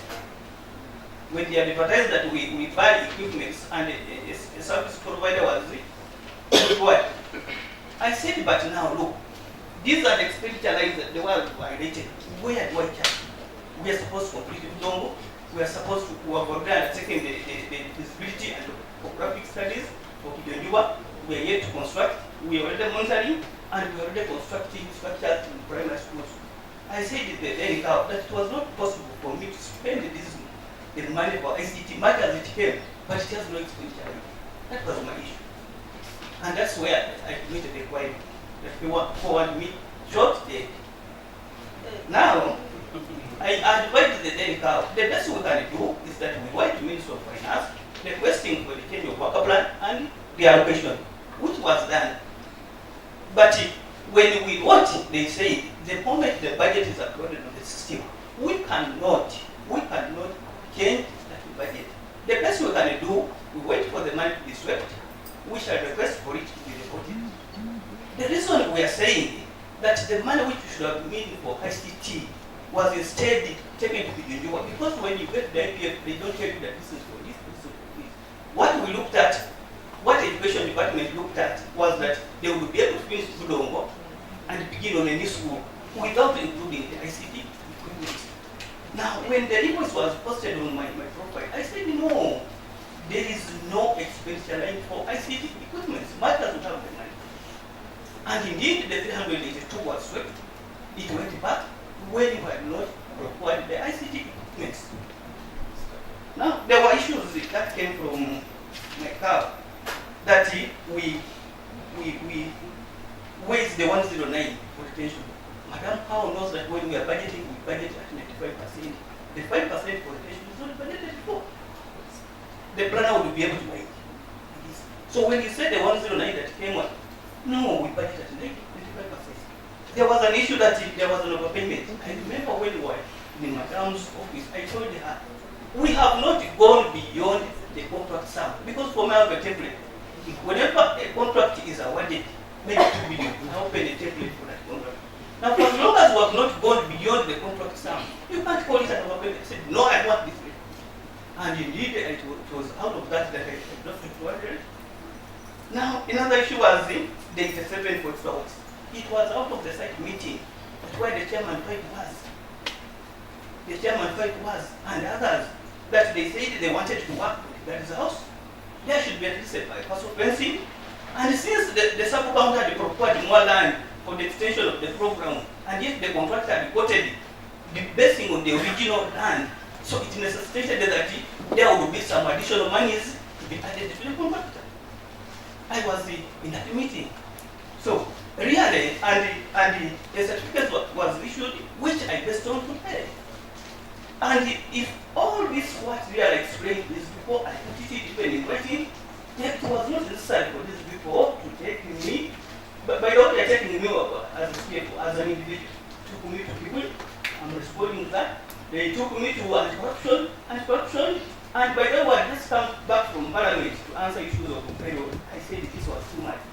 This was too much. I'm diabetic. I'll even collapse. I moved the lorry, but when I moved away, my boss cut the cow and the RDC that they should have shot him there other than running away.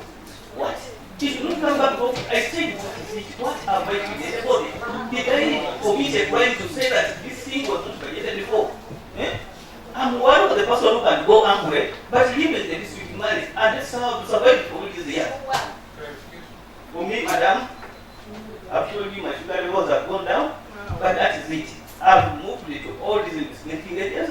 I give them the pass. And people, by the way, when they see me coming to they say, what do you want for me? As long as I'm a Christian and I know I do not do anything wrong, I will continue coming here. That is it, madam.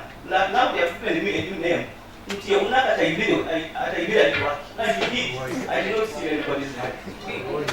madam. RDC and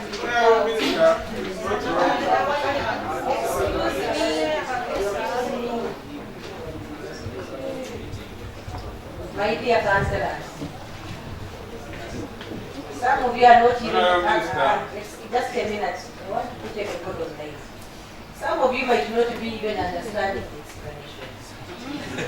And it's not to be emotional, yes, because they can call upon one of you to interpret the explanation. So whether you don't understand the explanation, simply keep quiet. If you know and you want to add and explain further, you put up your hand and so please, you want to order. And the only order, the problems are there, you have come to assist. Otherwise, you as councillors have been complaining underground. You came to our offices underground. Now we have come in the open and working. So if you don't know the complaint, keep quiet. If you don't understand the explanation, keep quiet. Because these things are technical, guided by law. So I will allow the RDC and the cow react to submission and then we'll continue. I just want to make one statement to be on record. I am the law-abiding citizen. I am the chairman district secretary committee. I want to refute and to make it categorically clear to an CFO that I have never, ever made that statement that you should have been short. When I was minister, what happened when a corruption team came here? I was not in the district, in my office, the chairman was not there, the cow was not there, the deputy cow was not there. These people called me from Kampala. Where are you? I said, I'm moving towards Kafu. The district chairperson is my witness, the vice chairperson, and we are going for some activity around Kafu. I came back. I met them here at DHO's office, around there. They were very disappointed that after a short interaction with the CFO, Town Clerk Chatri came with the vehicle and whispered him away. They did not give them explanation that I'm diabetic and therefore maybe I have a problem. Number two, these people got what they wanted. They got a super user here, either an accountant or something. He played around computer and gave them what they wanted. The information you should have given them, they got it. That's why we did not bother. And lastly, if there are issues and you have facts, I am subject to investigation, you are subject to investigation. Subject, give all that information to them. The file will be closed. Instead of politicking and moving around and giving money to honorable councillors, that's a budget to feed. I wish I could also have my share. I beg to submit.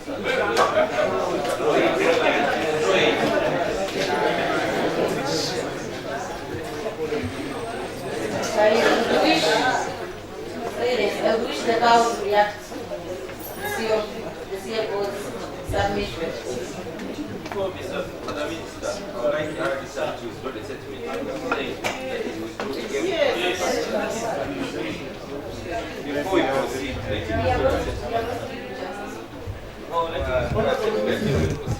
First, wait, we are going in order. And everybody is going to talk. So first, wait. I'm going to open the floor. And some of you said you are ready to sit here until you wait. So be patient. when you are expecting us as well. What? The council is not. I think the council is responsible for your needs. We shall have a break if the bills are ready. So let's maybe to allay your fears. After her submission, we should have a break. People eat,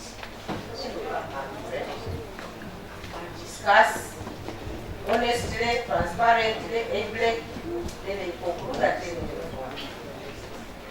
Honorable Minister,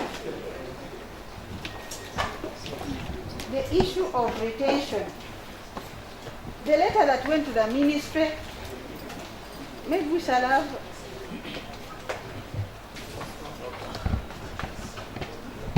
Honorable Minister, the issue of the word to use as regards funds for Budongo ICT is that funds were not stolen, they were diverted. Let it be clear that nobody is saying that you stole the money, but funds were, though that is not, it is not a good word anywhere in financial management. Let it be clear. And the letter that took back the money that remained is for Chijunjuba. If we are to know whether Chijunjuba got an IPF that time or not, the records are equally available. On the issue of retention, we budget at 95. The budget we are talking about is for 2021, right? So, the other 5%, it is expected that either you have reserved it or you have committed it or what, and you will be able to get it. The retention period ended last year. That is the budget that I inherited. The 109 is not in place. On the issue of shooting, apart from the range that I do in Chankwanzi, where we go and we are given and you shoot in the air, you shoot your feet. The issue of shooting, I think that is a very strong word from a technical officer and my chief technical advisor on finances. Even if there were irregularities in finances or in the way we do things, which personal problem would require someone to be shot at. But to cut the story short, my office attendant, I was not in the district. My office attendant calls me, "Cow, there are people from anti-corruption." I called the CFO, where he says, he told me he was in a workshop in health. I called his deputy. I told him, "Kapsar, kindly don't let these people go into things that have not brought them. Kindly attend to them. Give them whatever they want so that this thing is not again escalated." I kept following with Katusari. And he told me, "Kao, relax. I have given them everything." Now why would I say, Katusari handled on my behalf? Then why would I want the CFO short? I called him, that is a fact. When Gilbert, my office attendant, called me, "Katusari is here." I followed up with Katusari until every document was available. And actually, I think CFO has not even made a statement. It is his deputy that has made a statement and again on what he gave. What would be the reason for such a hack? And it breeds, Honorable Minister, such a statement breeds animosity. But for me, I have done my part. I have worked well with CFO amidst. Because we can't say we have to be friends to deliver. What is important is understand my strengths and weaknesses. I understand yours, and we move.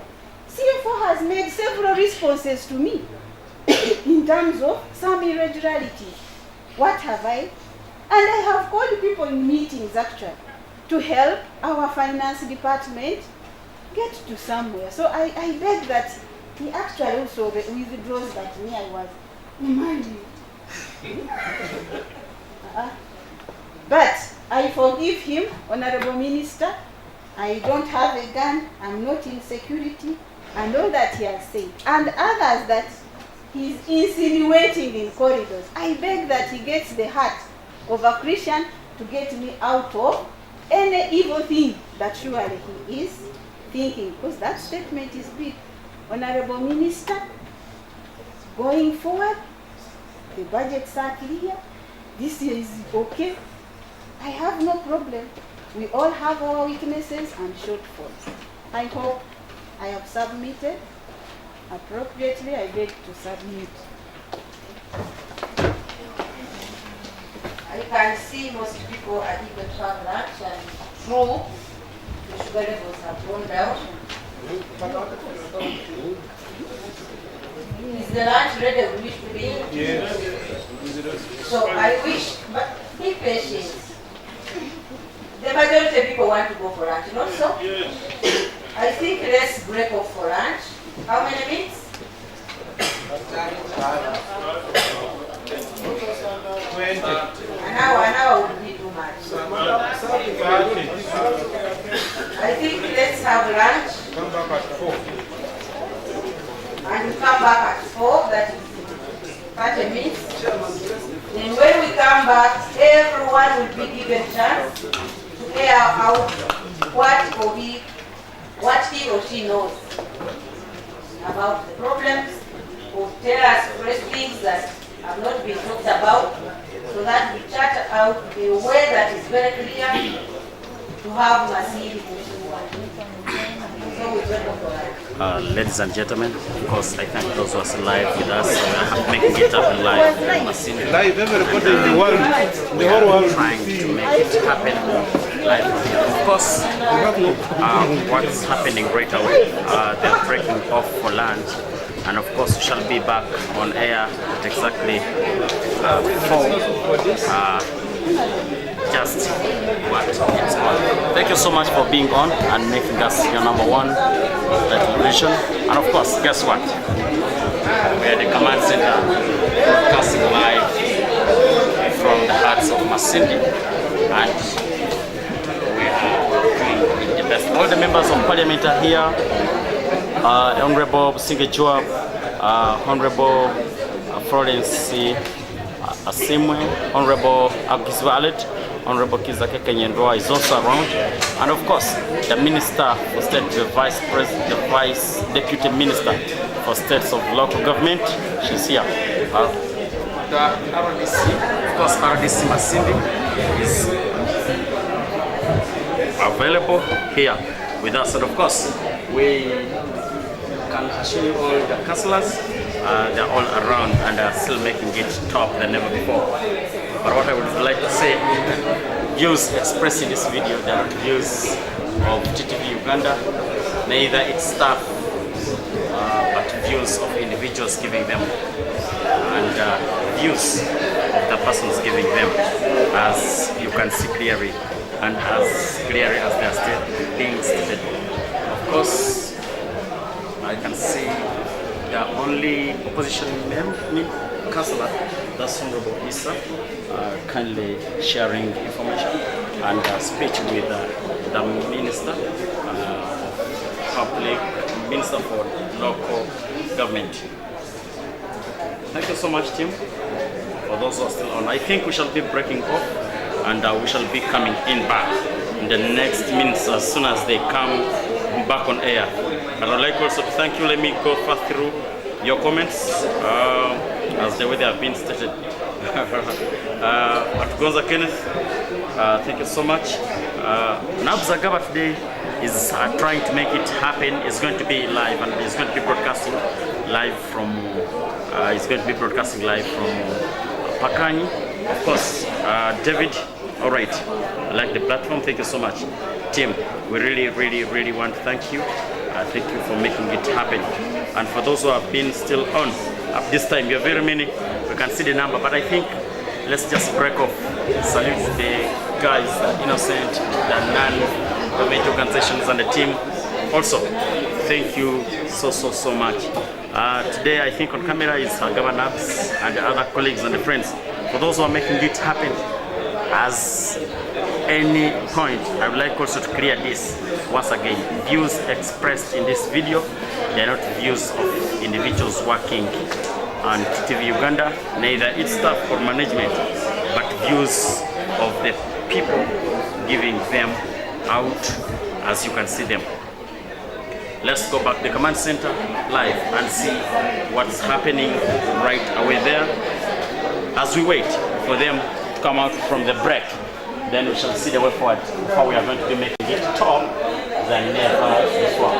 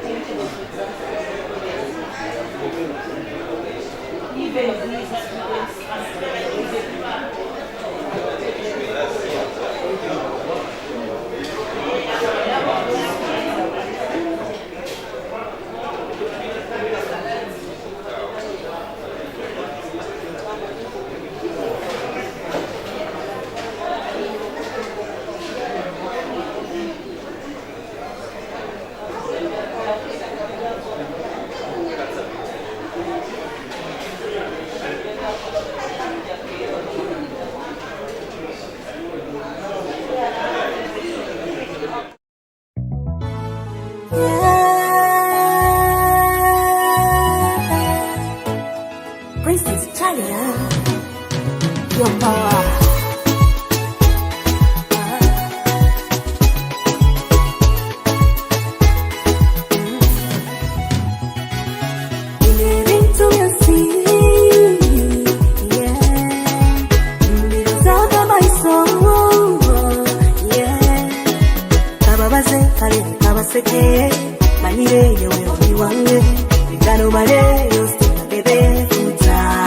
We're gonna make it. Baby, let's make this love strong, yeah. Baby, we're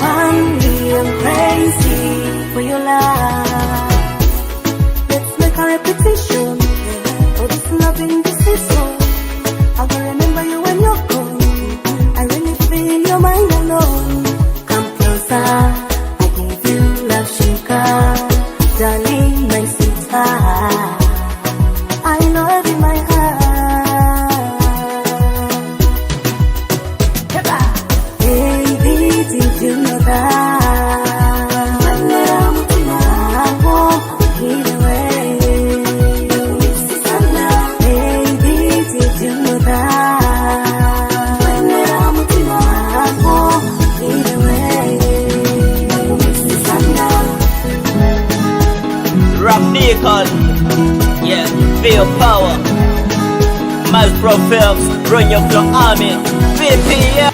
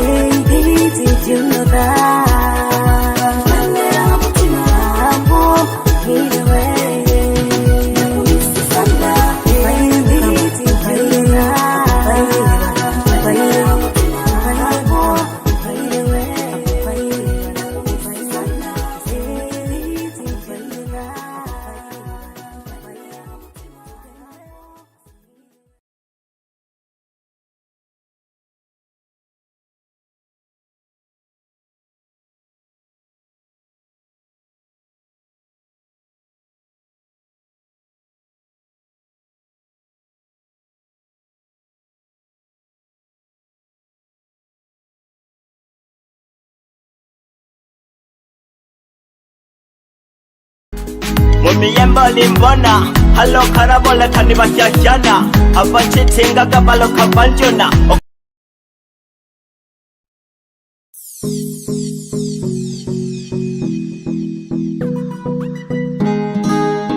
Rap Nickel, yeah, feel power. Maestro Films, run your flow army, VPN, yeah. Mujambe koni kalina, ni watapinga list ya mpana.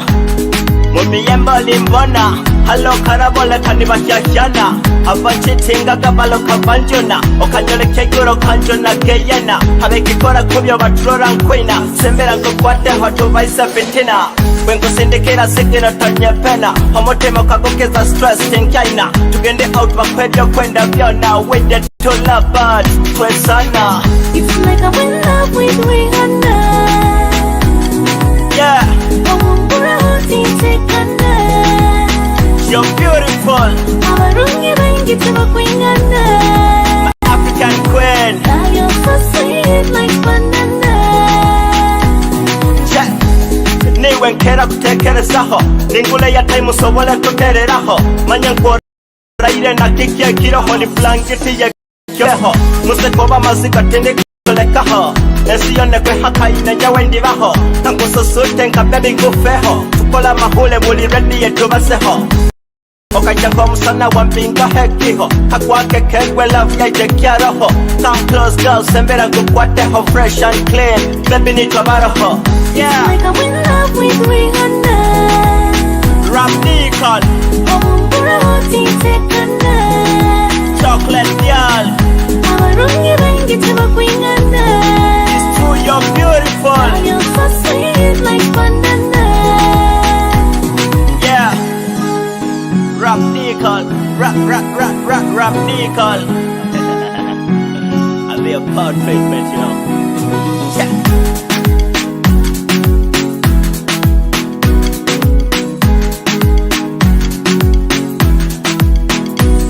You're my dream come true, kambonekera kama laika. Niye songa habwaki nkwata nkeke kwatika. Umutimo kamara yobusayonde niwe wenka, kuboshana no myaso yakanke ibati lihyaka. Nayo kodeo paboronja kabuswaga, boleke boti beba ina swaga. Umutwe harumu pulani yoko wedinga, bazayo bagambe banjwerego mukaga. Oroli mundu ninye trigger, ndakokondora ngambisaro chiga. Exa kafoka doya tupinga, ubatrora hamu na kwatwe kiniga. It's like I'm in love with Rihanna. Yeah. You're beautiful. My African queen. You're so sweet like banana.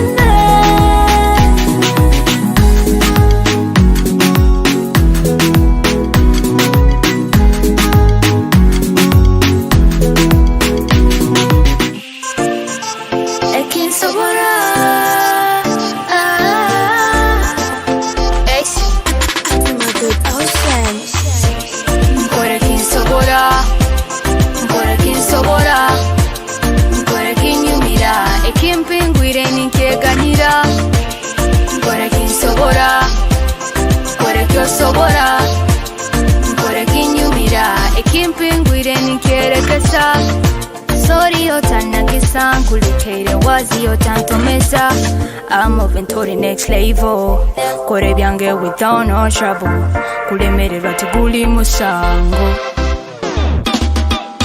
nyumira muno tinji no kama ebikusinga timbi papira bitekaho out of the drama niteka mukalito bisaga they call it saga timbi sobore byokwerega I do my drama nkore kinsobora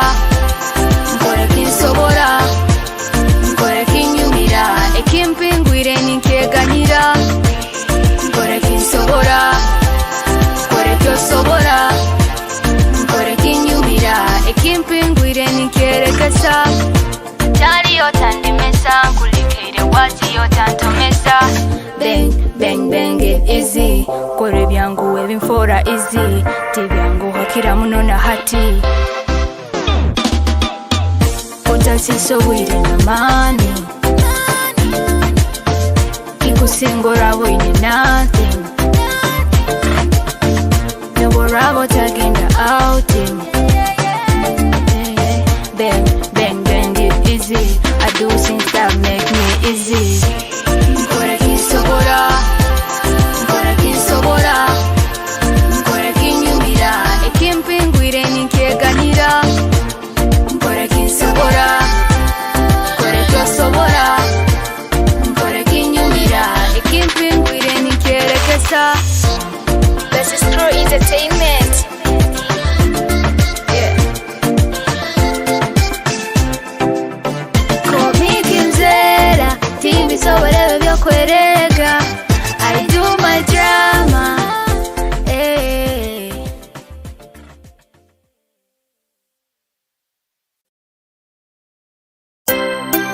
Peace and fire, money boy music, sounds of Figure West, master skills. Bukeire gekialero nyaimuka, amaisha nyaganaba, nyateza majo nyasaba.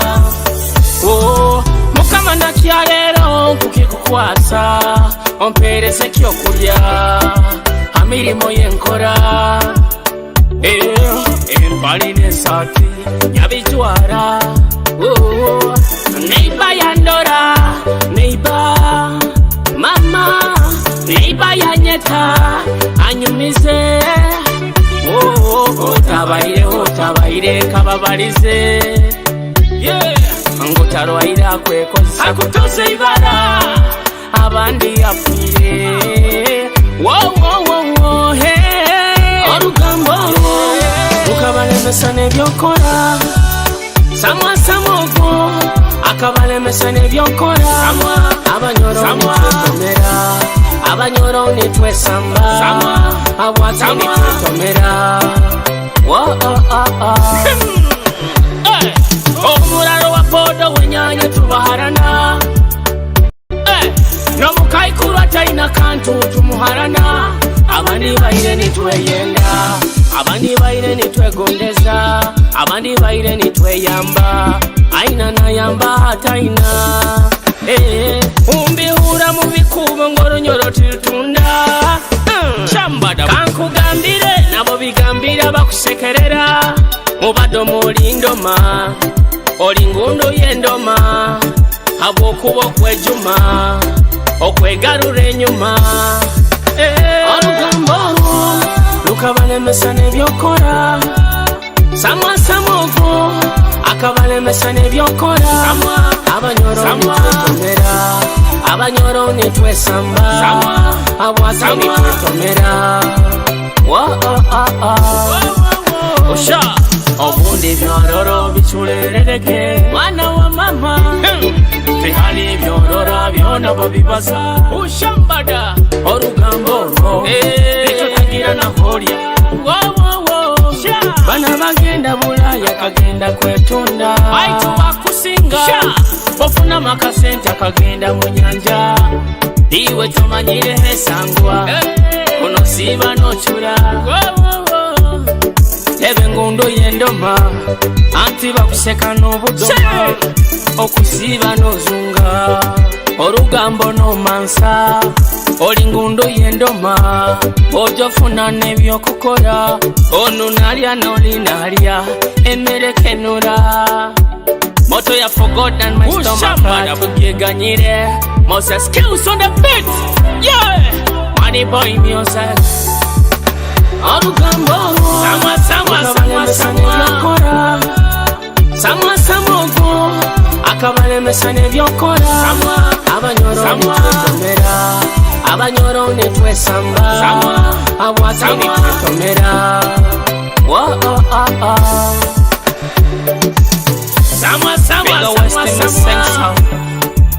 yeah Moses skills on the beat yeah money boy Samwa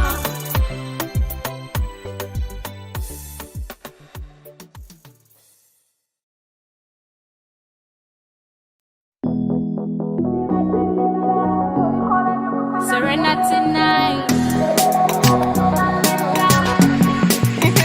Double B.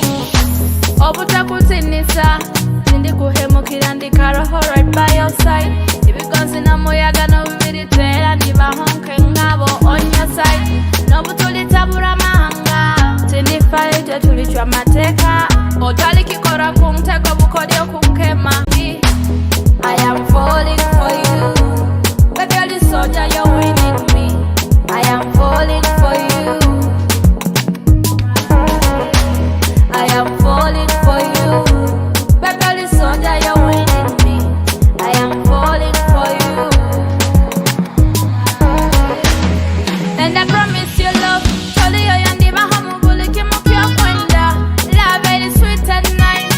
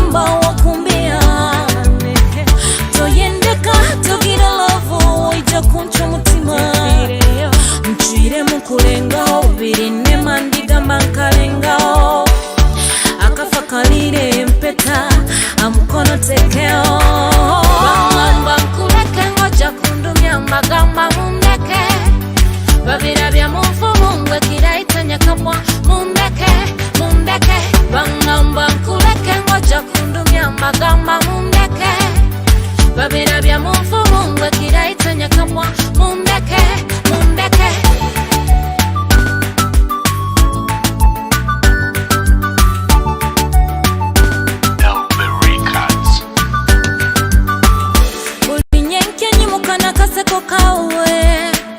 so beautiful, pillow yange hampumulira.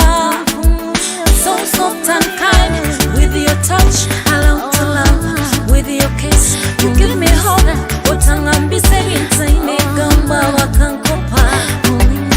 Hati tuyende, baliki barume.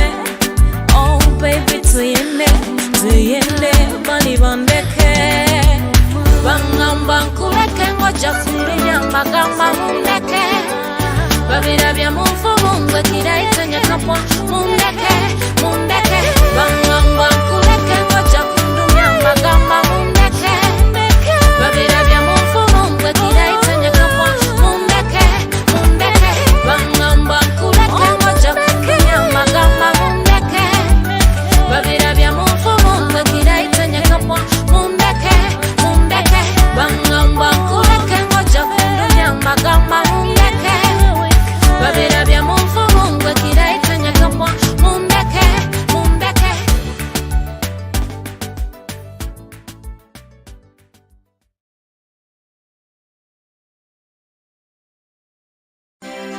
Kwa all die. One man is army. A joy has come with me. A bad man is a musomesa. A one man some entertainment. Bano banta wire kabumba nisire. Unyoro egenzere. Unyoro ehoiro. Unyoro egenzere. Mututarwane ehoiro. Unyoro egenzere. Unyoro ehoiro. Unyoro egenzere. Mututarwane ehoiro. Yelai tubatika butika tibagira nansoni nyawe bano bakansobera. Abanyoro twimuke tuole samani kakabaleka dora bakamusomawo. Abanyoro tukalyaki oha ya turogerensi ya ito kusemba. Ino mukimanya abanyoro busahari rukanseri ya mayanja turwanire. Abana bomukaleka tusakate miziki bambi mubeyo mubikulu mutuwagire. Uleke kuchunchu bizobwana wamanego waitubulaho ni buchura. Leka iwe baita kutusete nyaka ebuita ntingu tukabanka. Ebyaitu tugende ebyaitu tubirwanire iwe bunyoro tukurangurane. Kabumba kugamba tukole abana iwe turabasomesa tutainywe ebyaitu mutakugenda abanyoro turwane. Why abad ise bine mulinyi juka. Unyoro egenzere.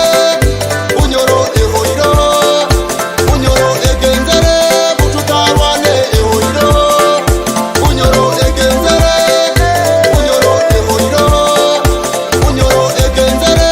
Mututarwane ehoiro. Baksimba ntogorongala bizona zikambe nyabanyoro itwe turumbe. Baksimba ntogorongala bizona zikambe nyabanyoro itwe turumbe. Abana turumbe tubarwanire balisangaho maiso banyumirwa. Webale muna barwanira bunyoro namani mutaina nokupi. Thank you. Dodoviko mukitarepa wabande nyuma yawe wamaiwe turumbe. Katikiro nomani lukuma kiki wababunyoro iwo kigaruire. Webale muna basaija yuembenda muno bunyoro mukigaruire hamapu. Bunyoro egenzere. Bunyoro ehoiro. Bunyoro egenzere. Mututarwane ehoiro. Bunyoro egenzere.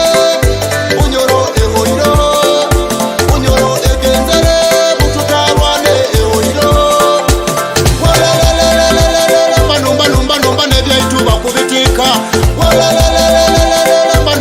Numba nebyaitu bakubitika. Bunyoro bagihongo ise bagirekere nesa namagufago kengege. Ekibira bukomekyo bakitwaire. Namukama waitoko bamusibire. Amafuta gogo nabagatwaire. Batugamba batwara kasasiro. Basoma benyini. Nkasarao. Ekikwe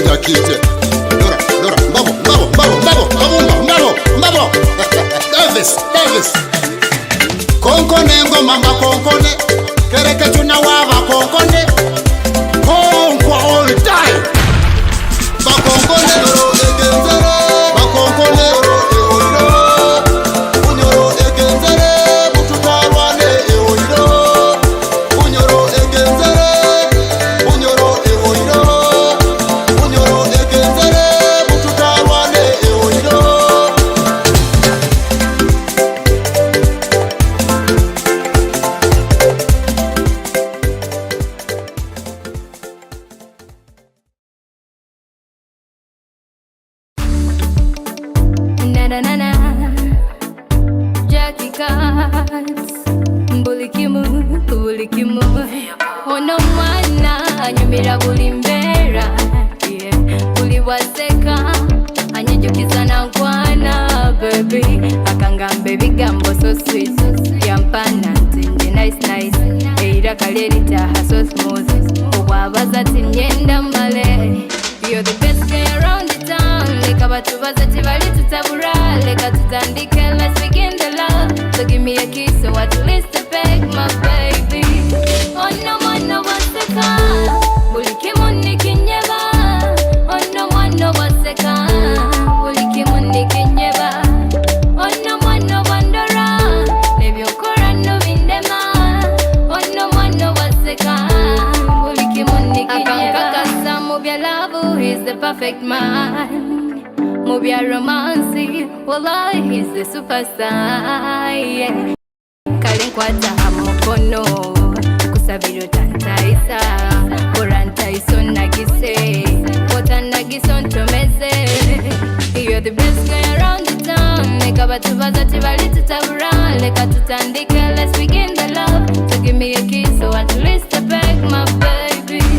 Oh no mwana waseka bulikimu nikinyeba. Oh no mwana waseka bulikimu nikinyeba.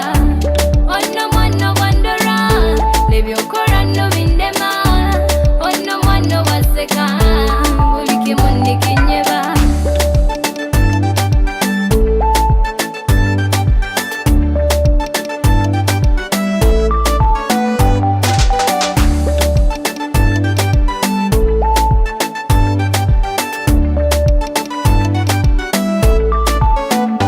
For real, you are mine, I love you. Otandeka nkwata, otantaisa. I love you from the bottom of my heart, bottom of my heart. When you go so sing and nebyokulya, baby. Like a tick tick tack, kalimikesa. Nikarandinzire tick tick tack, kalimikesa. Oranteradi. Oh no mwana waseka bulikimu nikinyeba. Oh no mwana waseka bulikimu nikinyeba. Oh no mwana wandora nebyokora no bindema. Oh no mwana waseka bulikimu nikinyeba.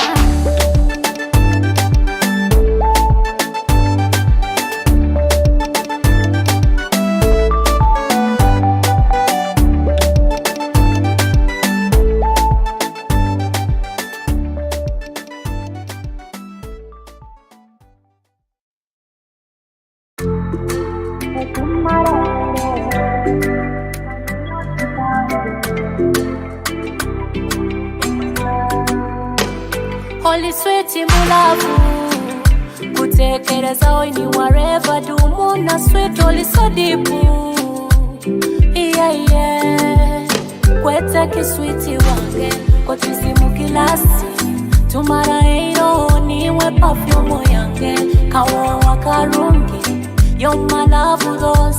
I've been loving you every night and day. And I've been missing you every night and day, every night and day. Oh no mwana yirirange nyange amutima gwange akaikara bakumwegomba mumulekono wange. Ono wange oli twizi twange otumara eiro kanyunyuzi kange.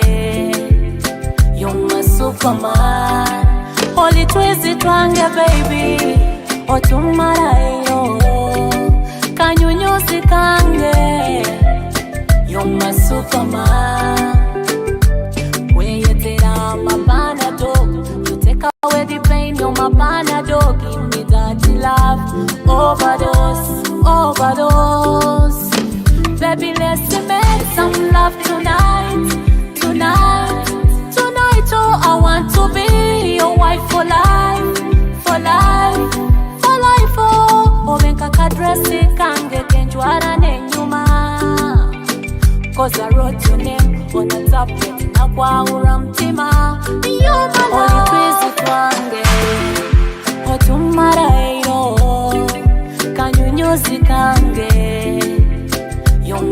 superman. Holy twisty twange baby, otumarayo. Kanyunyusi kange, you're my superman. Omubiri kuona kukankana, no kumeza baby ni meza. Mindwara, ichura, olinyita. Akaraka kawo ni so nice. Ladies and gentlemen, of course, thank you so much for those who are still on and making it top. Happening right now, we are still breaking off, and we are going in for on camera 1, whereby we shall be having a one and only trade park, and Governor is making it and broadcasting live from Dubai. They are going to be giving you what's happening already and trending. Then at exactly 7, we shall be making it at the Junction Revival Church, and from there, again, we shall be making in for the next live broadcast, which is going to be tomorrow at the Papa's place, making it happen than never before. Of course, thank you so much for those who are on, making it top.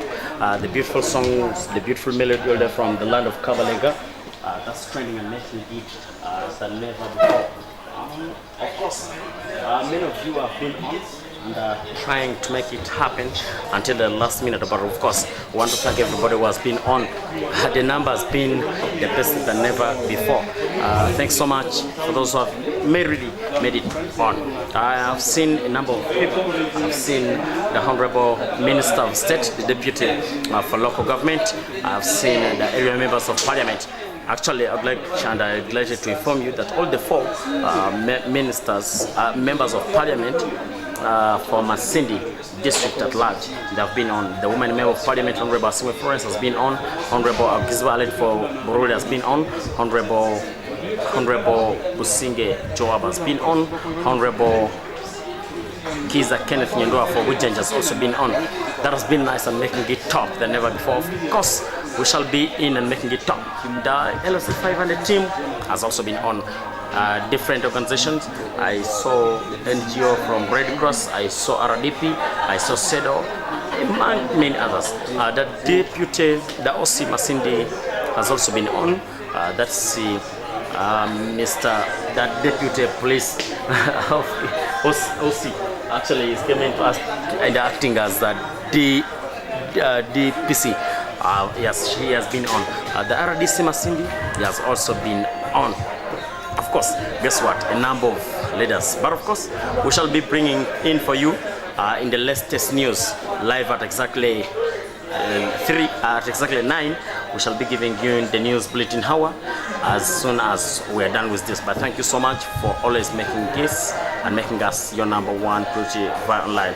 Let's switch back to you, Governor at the command center in Dubai. We see what's happening right away there with straight back. We're making it happen.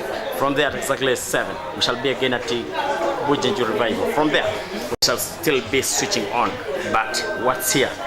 It's on. The camera is remaining here at the district, but of course, we shall be in a position to inform and do the best of it. Back to you at the command center.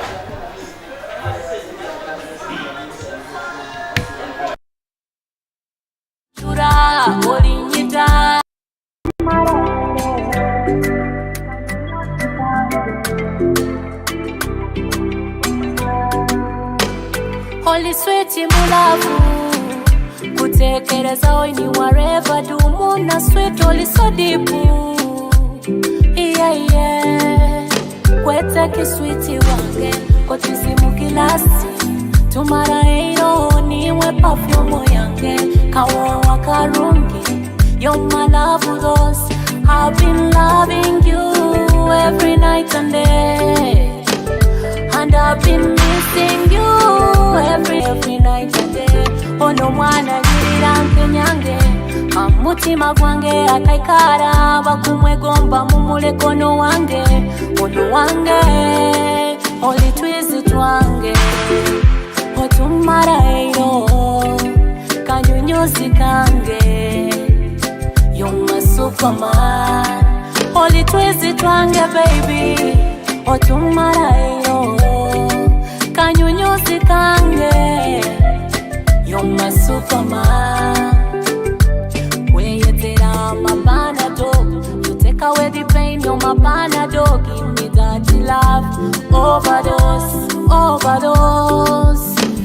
baby, let's make some love tonight. Tonight, tonight, oh, I want to be your wife for life, for life.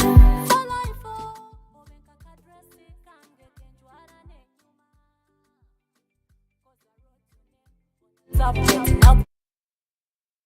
You're my love. Oh, tomorrow.